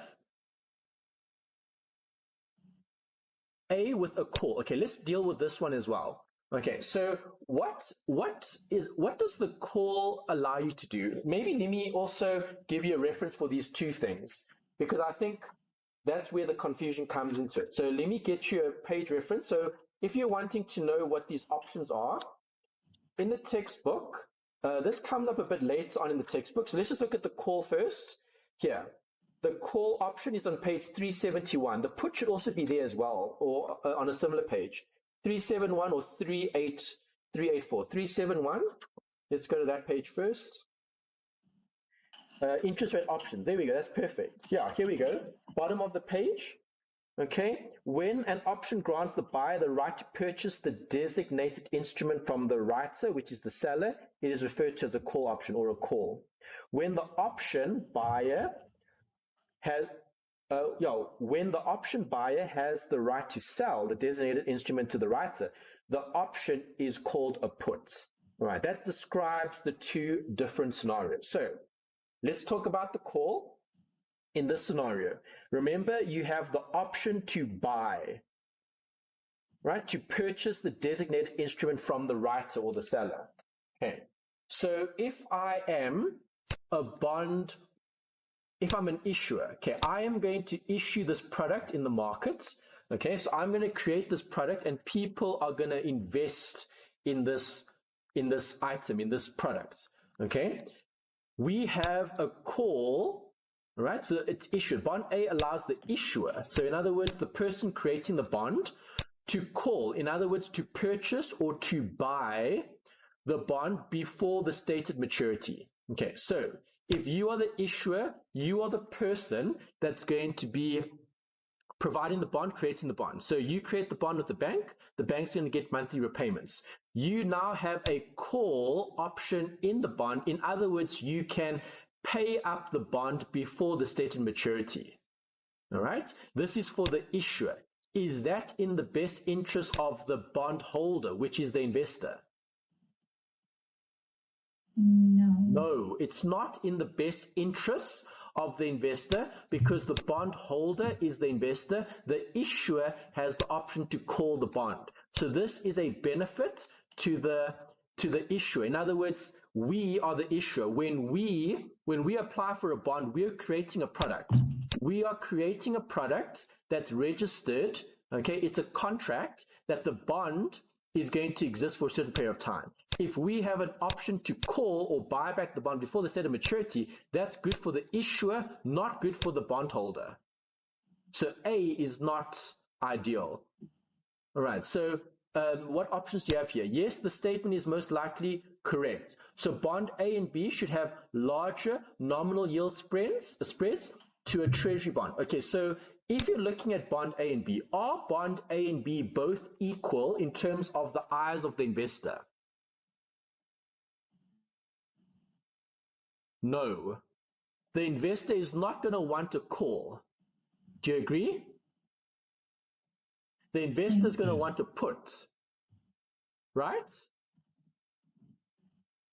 Yes. Okay. So you can't say that A and B should have a larger nominal yield. The yield is the risk, so you would say the one has more risk than the other. So in terms of the bondholder, bond A would be considered riskier because the issuer gets the call. Bond B would be slightly less riskier because the investor has the put. Did you follow that? Yes. Okay, And so that yes, means... and then how does that convert to spread? Well, remember, spread is what you have in terms of risk. So remember, what are you going to have? So, okay, bonds that have more risk, higher or lower spreads? Larger or thinner? Larger or narrower spreads? Larger. Yes, larger spreads. So somewhere in the textbook, they talk about spreads. I think they call it a credit risk spread or something, where the spreads expand or increase. Okay, they get larger, the gaps get larger or smaller. All right, obviously it gets smaller in an expansionary environment, and it will get larger in a recessionary environment, okay, where there's more uncertainty. So obviously these are not going to react the same. So bond B's nominal yield spread, okay, so let's look at the first one. So obviously this is not correct. We've established that. Bond A's nominal yield spread should be less than bond C's? No. Okay, remember bond A's nominal yield spread would be more than bond C because bond C didn't have any options. Okay, so it can't be that one. That's not true.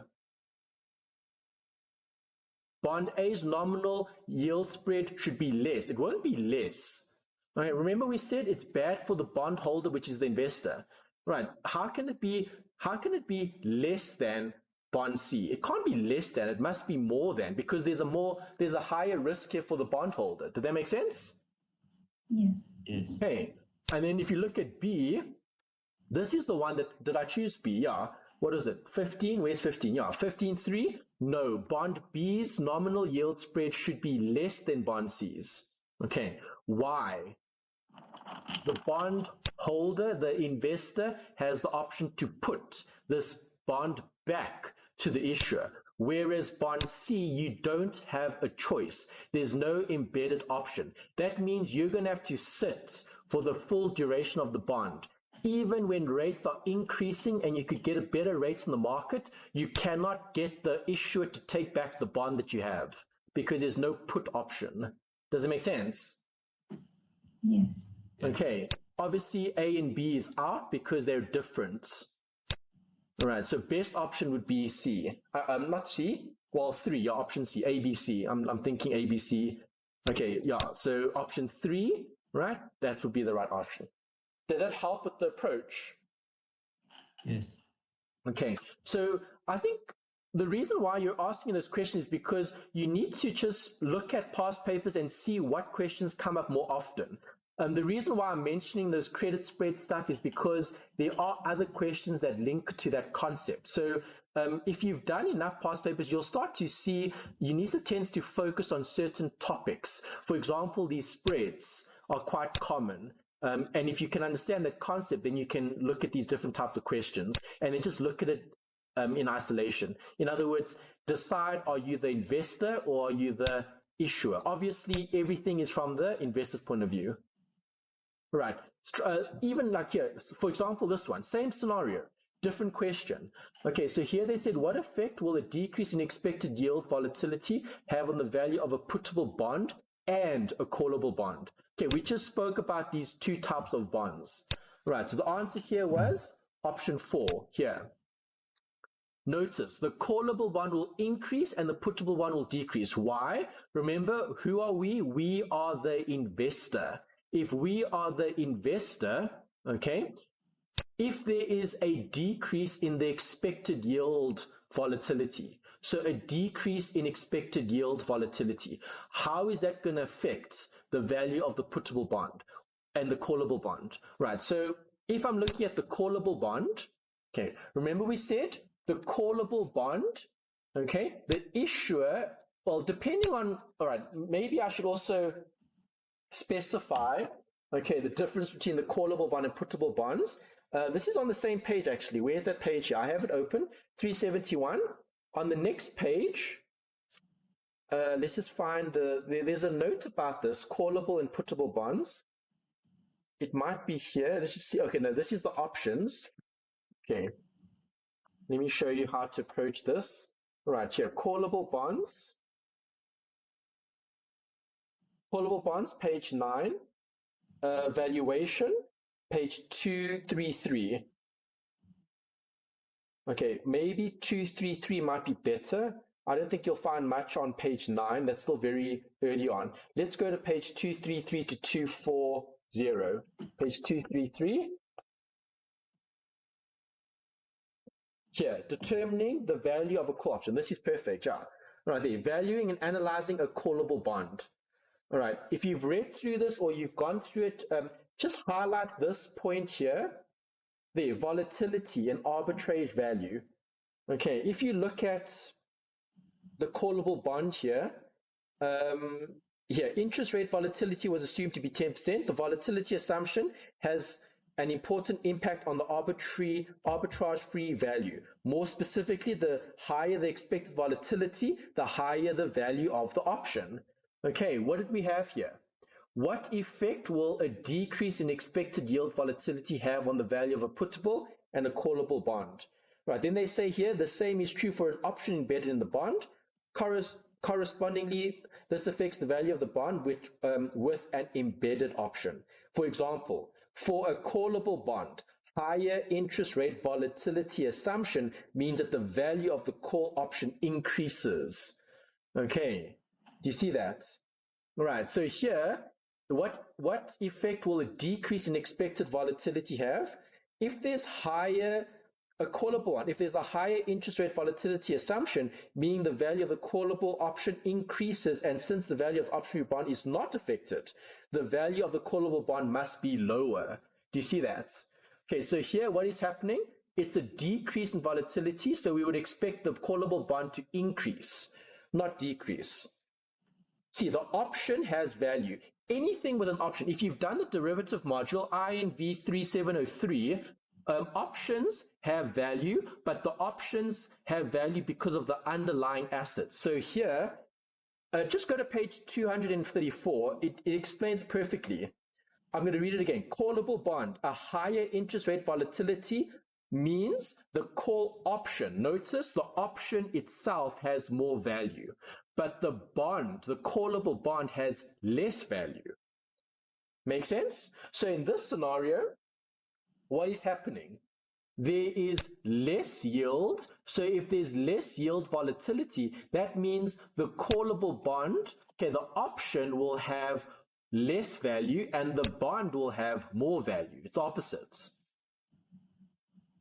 Are you with me? Yes. Okay, it's all about looking at the concepts and then applying them in context. So just remember that there's an option which is separate to the bond. The bond is the underlying asset. That's why I just want to make that clear.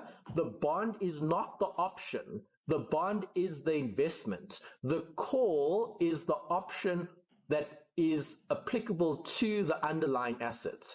So when you have volatility, the volatility can give more value to the option itself, but give less value to the bond because it's the underlying assets. So it's the opposite effects. Okay, option 4 would be the best one here.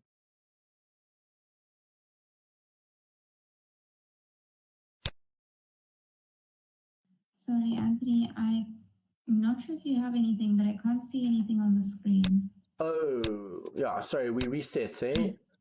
Okay, yeah, let me quickly share. Okay, good point. Yeah, all right, so that was the 2-year bond. Yeah, this needed a price. There wasn't a price given in this question, and that was the problem with it. The older exam papers did have a few errors from time to time, and that was raised. But is there a way to work out the price? Let's see. Let's go back to the notes and just check the spot formulas. Here, spot and forward rates. Let's just check what do we have in the notes, if there's anything we can maybe use. This is a 0 coupon treasury bill. Is this a treasury bill? No, this is not a treasury bill. Can't use that. Okay, I found, there we go. When I try to look for it, I couldn't find it. There's the current yield, but that's a current yield. That's slightly different. But there are two different things there that you need to look at. Okay. All right, let's just find, okay, so there's the rates. Let's see if there's something we can use here. Yeah, not coupon. They're bootstrapping, but yeah, this is just the normal.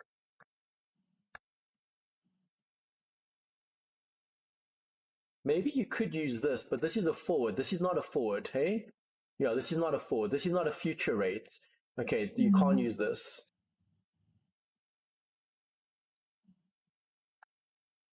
Yeah, the only way to calculate this is by using this equation. So I showed everything. That's why I want to draw it, just so you can see what this actually means. Okay, so let's just keep it question up. Okay, let's read and interpret what it has, and then you'll see why I did this calculation there. Okay, so let's do it here.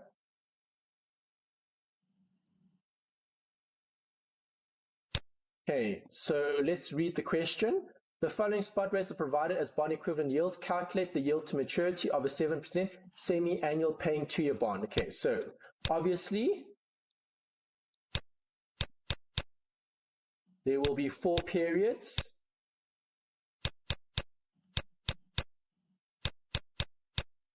Right, that'll be 2 years. So basically every 6 months.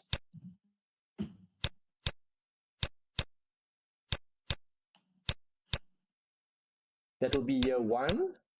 This will be 0.5 and 1.5.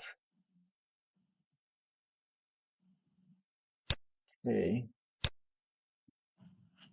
All right, let's see, what do we have here? So the spot rates are provided as bond equivalent yields. Calculate the yield to maturity of a 7% semi-annual 2-year coupon, 2-year bond. So in other words, okay, so there's no PV here. That's what I mentioned in the question. You do have a 7%, so you have a payment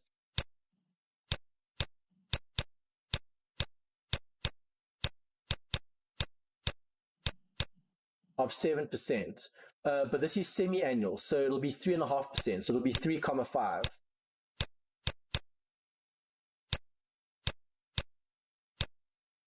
And 103,5. Okay, that's why I've got these figures here. Can you see the working? 3.5, 3.5, 3.5. There's the 103.5. So I'm just reading and interpreting, same as what we did before, but just with a different question. Okay, so they want you to calculate this rate for a 2-year. Calculate the yield to maturity. So from here to there, they want the spot rate or the yield to maturity. So in other words, the SR, that's the spot rate. That spot rate is going to be for time 4. That's going to be this amount discounted back in time. Okay, and then they gave you a maturity spot rate of 0.5. So that's the first 6 months. So here you have a rate of 6.4%. Okay, here you have a rate of 6.8%. And here you have a rate of 7%. And the last one is what you're calculating, right? Because you're determining what the yield is to maturity, taking this amount, discounting it back in time. So you can see that for each of these periods, I actually should have made these longer, like that and like that. Okay, all right, so this 6.8, this amount needs to go back in time. This amount needs to go back in time, and this amount needs to go back in time. That's why in the formula, same as before, you needed to put in an amount to calculate it. All right, so I used the 98 point. I think I must have got this from a different past paper. I think there was a past paper that was the same as this, and then I inserted it because there is no price. So if there's no price, there's no answer. You cannot calculate it because you have 2 missing figures.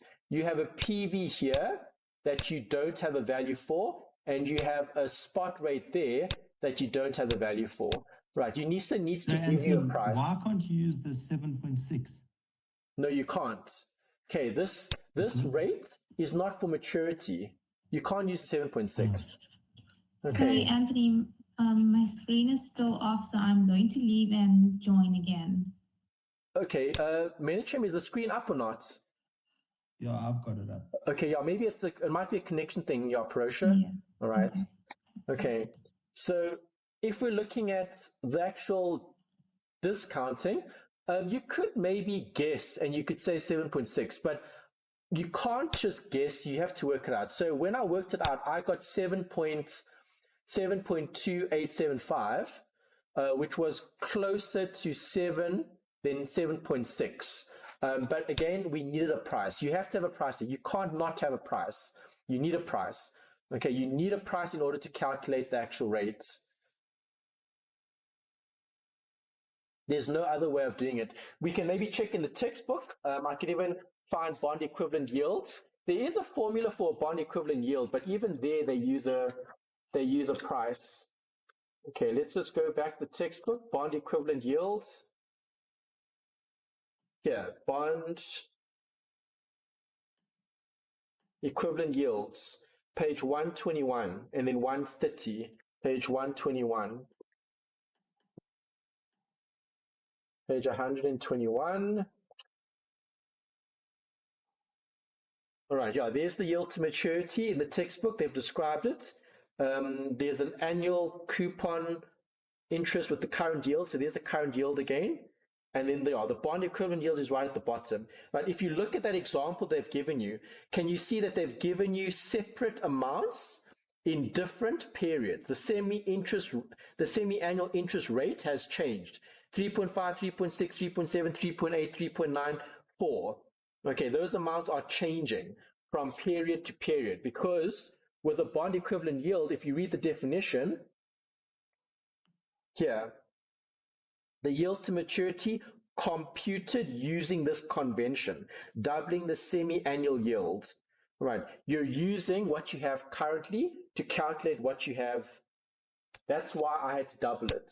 Okay, this semi-annual, not semi-annual, this rate, this coupon rate, because this coupon rate was for 6 months.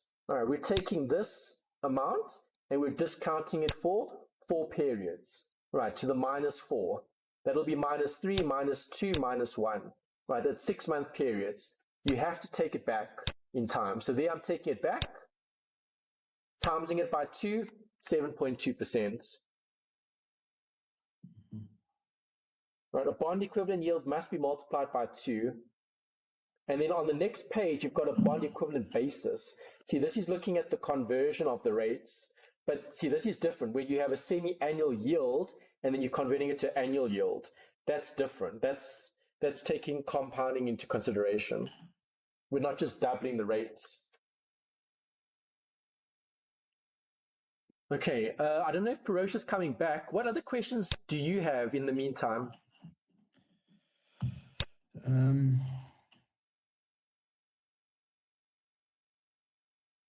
Let me just look here. Do you want to go back to the other paper, or are we looking at a different one? No, I've actually also got a question over here. Just using the forward equation. What question number? It's a question 19, this question. Okay, see, this is looking at a forward rate. Now we can use that formula that we just looked at. So let's go back to the notes. We had a forward rate formula. Let's go get it. There's it there. This formula needs to be used. There's the forward rate formula. Okay, so I was just struggling exactly what the T and the N were, just to like properly. T and N is the next period. Okay. The next period. So for example, all right, if you're looking at RT, okay, T is the current period, N would be the next period. So when you're looking at a forward rate, remember it's the current rate and you're extending it into the future. So looking at this, the following spot rates are provided for as bond equivalent yields. Determine the implied forward rate for a period of 1 year beginning in 6 months. Do you see that? Yes. Okay, this is a forward rate for a period of 1 year, but beginning in 6 months. So if I had to draw it, let's draw it now quickly.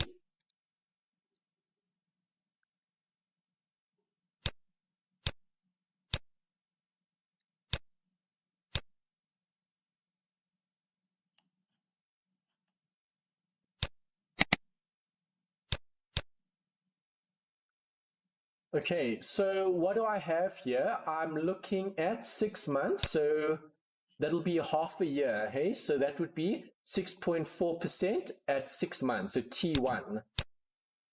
Yes. Okay, so see, this is a forward rate. They're asking you for a forward rate. I see Parosha's back, Parosha. So now we're looking at the forward rates. I think you also had a question about that. So this is T12 months, which is T2. And then you'll have T3, which would be 18 months. Make sense? Yes. Okay, so when you're looking at a forward rate, we want to determine the forward rate for a period of a year beginning 6 months from now. So that means here, this is 6 months from now. So when we get to this point, okay, so actually,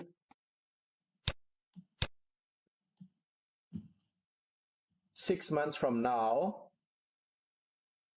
meaning from here. Okay, then we want, okay, a 1 year rate, forward rate,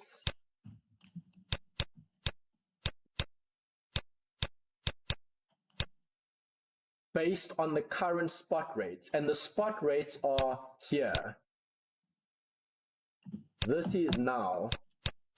Okay, currently. So remember, these are forward rates. So a forward rate means something that will apply in the future, but not now, later on. Okay, so looking at this, I already have a 1.5 year period. Okay, 1.5 years, where the rate is how much? 7%. Does that make sense? That's Yes. the long period. So you asked, what is T plus N? T plus N is looking at the longer term rate. In other words, the forward rate in the future. Remember, this is a future rate. Now is today T0. Okay. In 6 months' time, I want somebody to give me a 1 year spot rate based on 1 year forward rate based on the current spot rates. Does it make sense? Can you understand what's happening here? Yes. Okay, it's the current situation with the current rates, but the current rates relating to the future. So if I want somebody to give me this, the 1 year forward at T 6 months, I need them to quote a rate based on this, the 7%. Okay, and then I also have 6 months from now. So 6 months from now, let's use the blue. So this rate, this I is how much? 6.4%. Can you see it? Okay, so this is T, and this is T plus N basically. So T plus N, this would be 1, and then this would be 1 plus 2, which is 3. Make sense?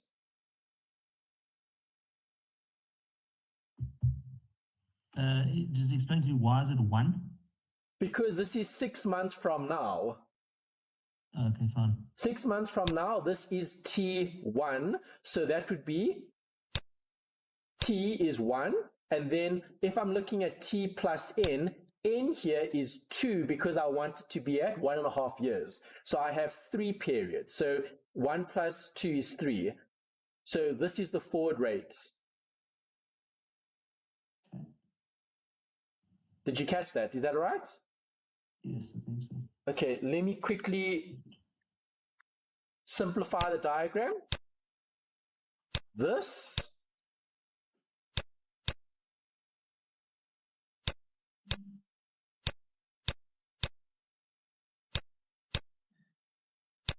okay, is the rate that we're looking at. Correct. That forward rate is going to be calculated using this rate, 7%, and this rate, 6.4%, because there can't be an arbitrage. Arbitrage meaning we cannot overprice here. In other words, we cannot give somebody a better rate than what you can exist, than what currently exists in the market. Currently in the market, 7% exists for 1.5 years, for 3 periods. You cannot quote somebody a forward that's not in line with the current pricing in the market.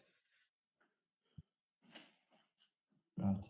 Okay, and that's why you have to use this formula, and there's the working. 7% was the long rate. Okay, there's the long rate. Let me bring it back. There's the long rate. Okay, the short rate was the 6.4. There's the short rate. This is what I'm quoting for. I'm quoting for this period, the forward. And the forward is calculated using this formula. That's the formula. You plug in the long rate over the short rate, minus 1 times 100, and you get that answer, 7.3, which is option 4. Okay. Okay, Parosh, I think you also had the same question about forward rates, eh?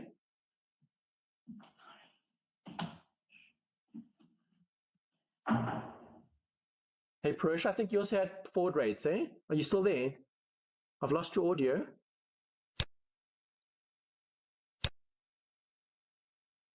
All right. Other questions, Menachem? I had one or two more, but I actually just have to drop off now. Okay, well, what questions are there? I'll just keep the recording going and then you can watch it when you have time.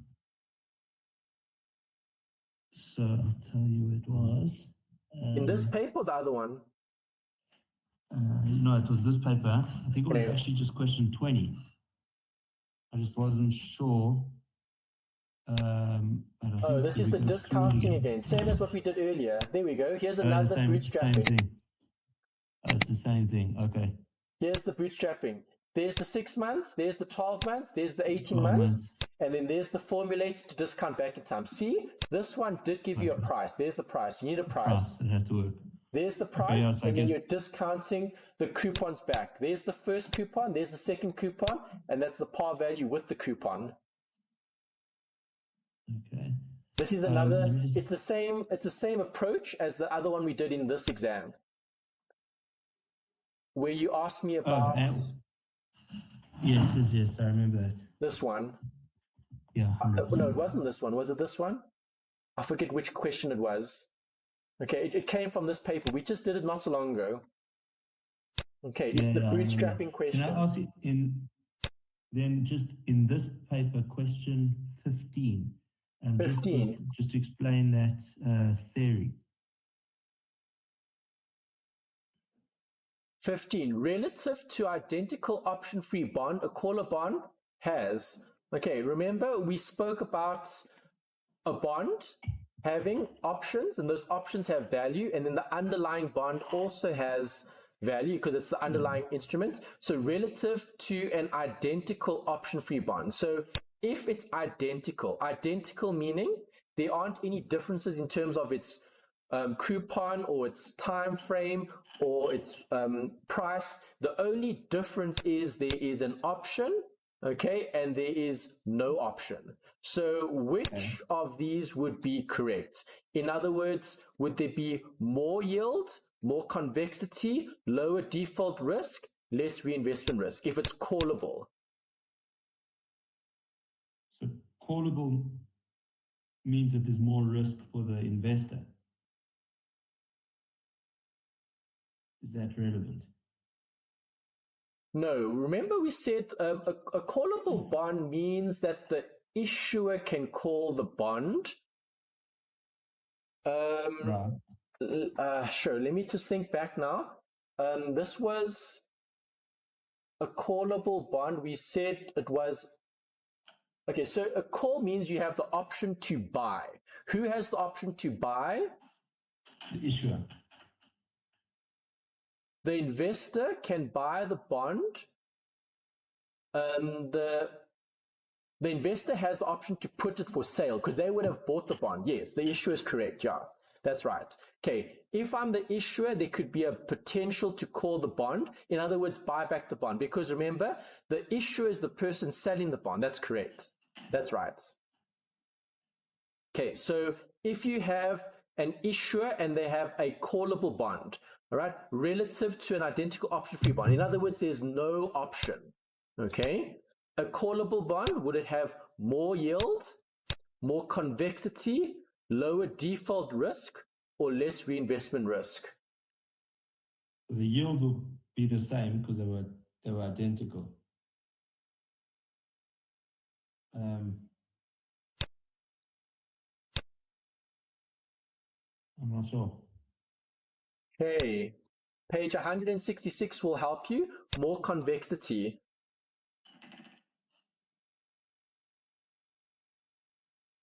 Page 166. Let me go to that page and then I can explain it. Page 166. Okay, you here's actually it. reference it in the memo there. Okay. Yeah, negative convexity and positive convexity. Okay, this is a very important characteristic of a callable bond, that its price appreciation is less than its price decline when rates change by a larger number, is referred to as negative convexity. Callable bonds don't exhibit this characteristics at every yield. See? More convexity. Okay. Right, a callable bond exhibits negative convexity at lower yield levels and positive convexity at higher yield levels. Okay, so this is an option-free bond. Right, if it doesn't have an option, let's just find that part there. Yeah, see, callable bonds don't exhibit this characteristics at every yield level. Here, an option-free bond. When yields are high relative to the issue's coupon rate, the bond exhibits the same price or yield relationship as an option-free bond. Therefore, at higher yields, it also has the characteristics that the gain is greater than the loss. Because market participants have referred to the shape of the price or yield relationship shown in Exhibit 11 as negative convexity, market participants refer to the relationship for an option-free bond as positive convexity. So see, all right, so when there's an option-free bond, there's going to be positive convexity, not negative convexity, because it's not always the case. They said when yields are high, but in this case, it's an option-free bond, so the callable bond will have more convexity at higher. Yeah, so a callable bond exhibits negative convexity at low yield level and positive convexity at higher yield levels. Consequently, because they said here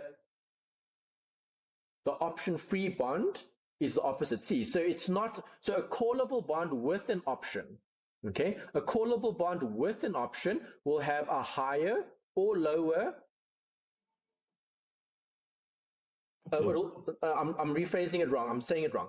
A callable bond will have a negative or positive convexity, whether the yield is lower or higher. Okay, that's the one bit of theory that we needed to look at. And then the second part is the option. So if there is an option or no option, that's going to affect the convexity. So if you read that part again, okay, when yields are high relative to the bond, relative to the issue's coupon rate, the bond exhibits the same price or yield relationship as an option-free bond.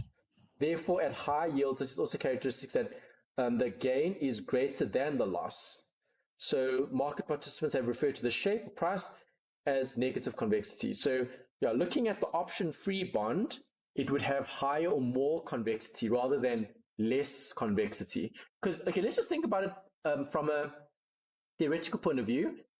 The issuer has the option to buy the bond, which is a call, and if they have an issue, the issuer has an option to call the bond. That means that you, as the investor, there's more risk because that investor doesn't know whether the issuer will call the bond or not. So in terms of lower default risk, no. Higher yield, no. Less reinvestment risk, no. Okay, reinvestment risk is looking at the reinvestment is where you're taking those coupons and reinvesting it. So if there'll be more reinvestment risk, because remember, there's more reinvestment risk because the issuer can call the bond. So that means these are more risky investments, so more convexity. In other words, these bonds are going to react more when something happens. So if there's option free, less risk, options, more risk. Convexity is a measure of risk, so there must be more risk for a callable bond than an option-free bond. Right. Okay. So I'm clear on that. Okay. Get that. Was that the last question from this paper, those two? Yeah. Okay. I'm good. All right, that's great. Okay, and then I'm going to just stay on for Parosha in case she has other questions. I think she might from other past papers. You're welcome to leave if you can. That's not a problem. I just thought I'd go a bit longer because I know we didn't get through much, so let's just get through more. At least then, hopefully, it makes more sense. Yeah. Yeah, well, I appreciate all your time. Thank you very much, Anthony. All right, you're welcome. Good luck with that exam then. Just try go through more past papers if you can. Yeah, we'll do. All right, Parosha, other questions? All right, have a good evening. Thanks, Menachem. Cheers. Okay, Parosha, any other questions from these past papers? Sorry about that. I think my signal is like off and on. Oh, okay, it's all right. Other questions? Yeah, regarding the other questions, they were all spot rate questions from the past papers. So now that you've explained it to me, I'll just have to, go through them again. Okay, did you follow with the one that we were looking at here? This one here, 20. Yes. Okay, let me quickly explain this one. Maybe it'll make more sense second time round. So this is actually Okay. identical to the other one we looked at. So there's the question. We just need to draw a little sketch again, and then you can see it nicely here. Okay, so this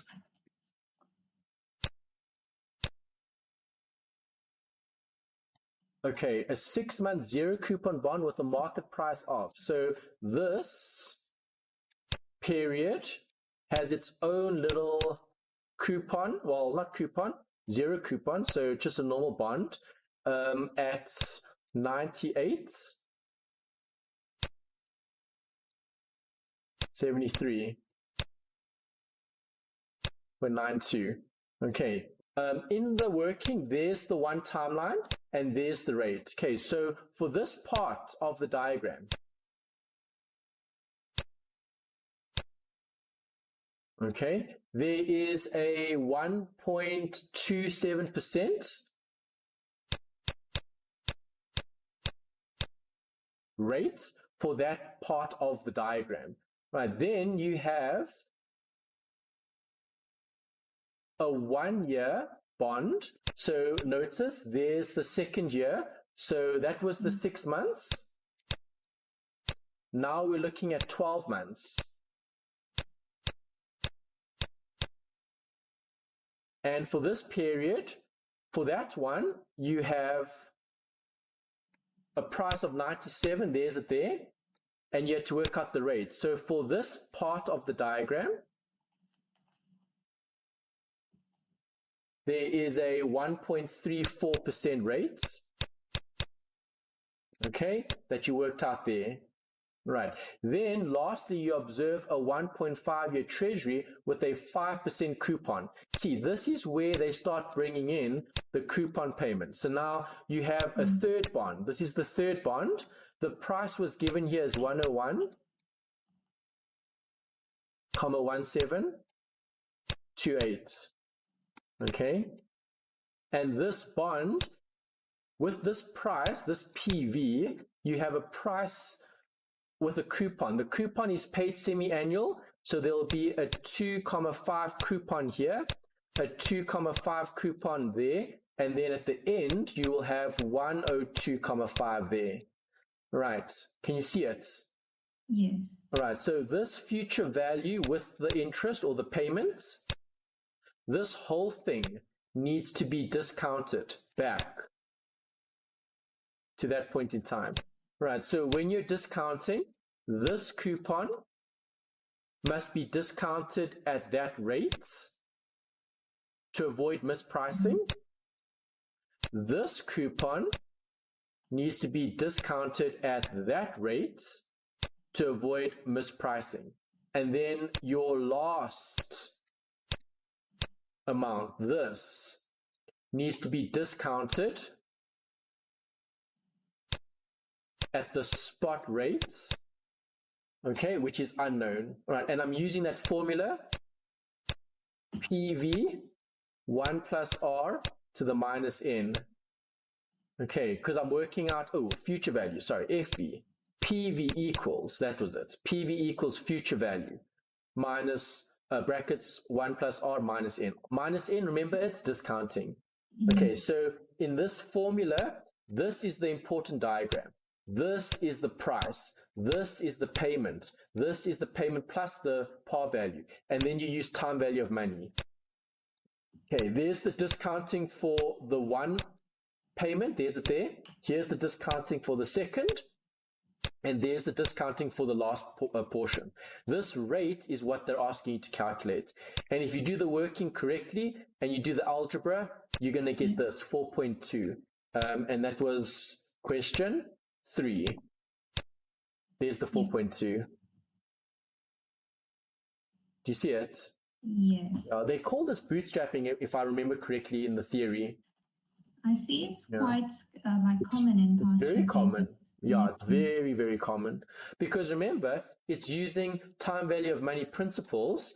Okay, remember you can't have arbitrage, eh? So basically if I have 3 periods, okay, that third period needs to coincide with all of these other periods because this rate or this price is quoted based on the current existing rates in the markets. Okay.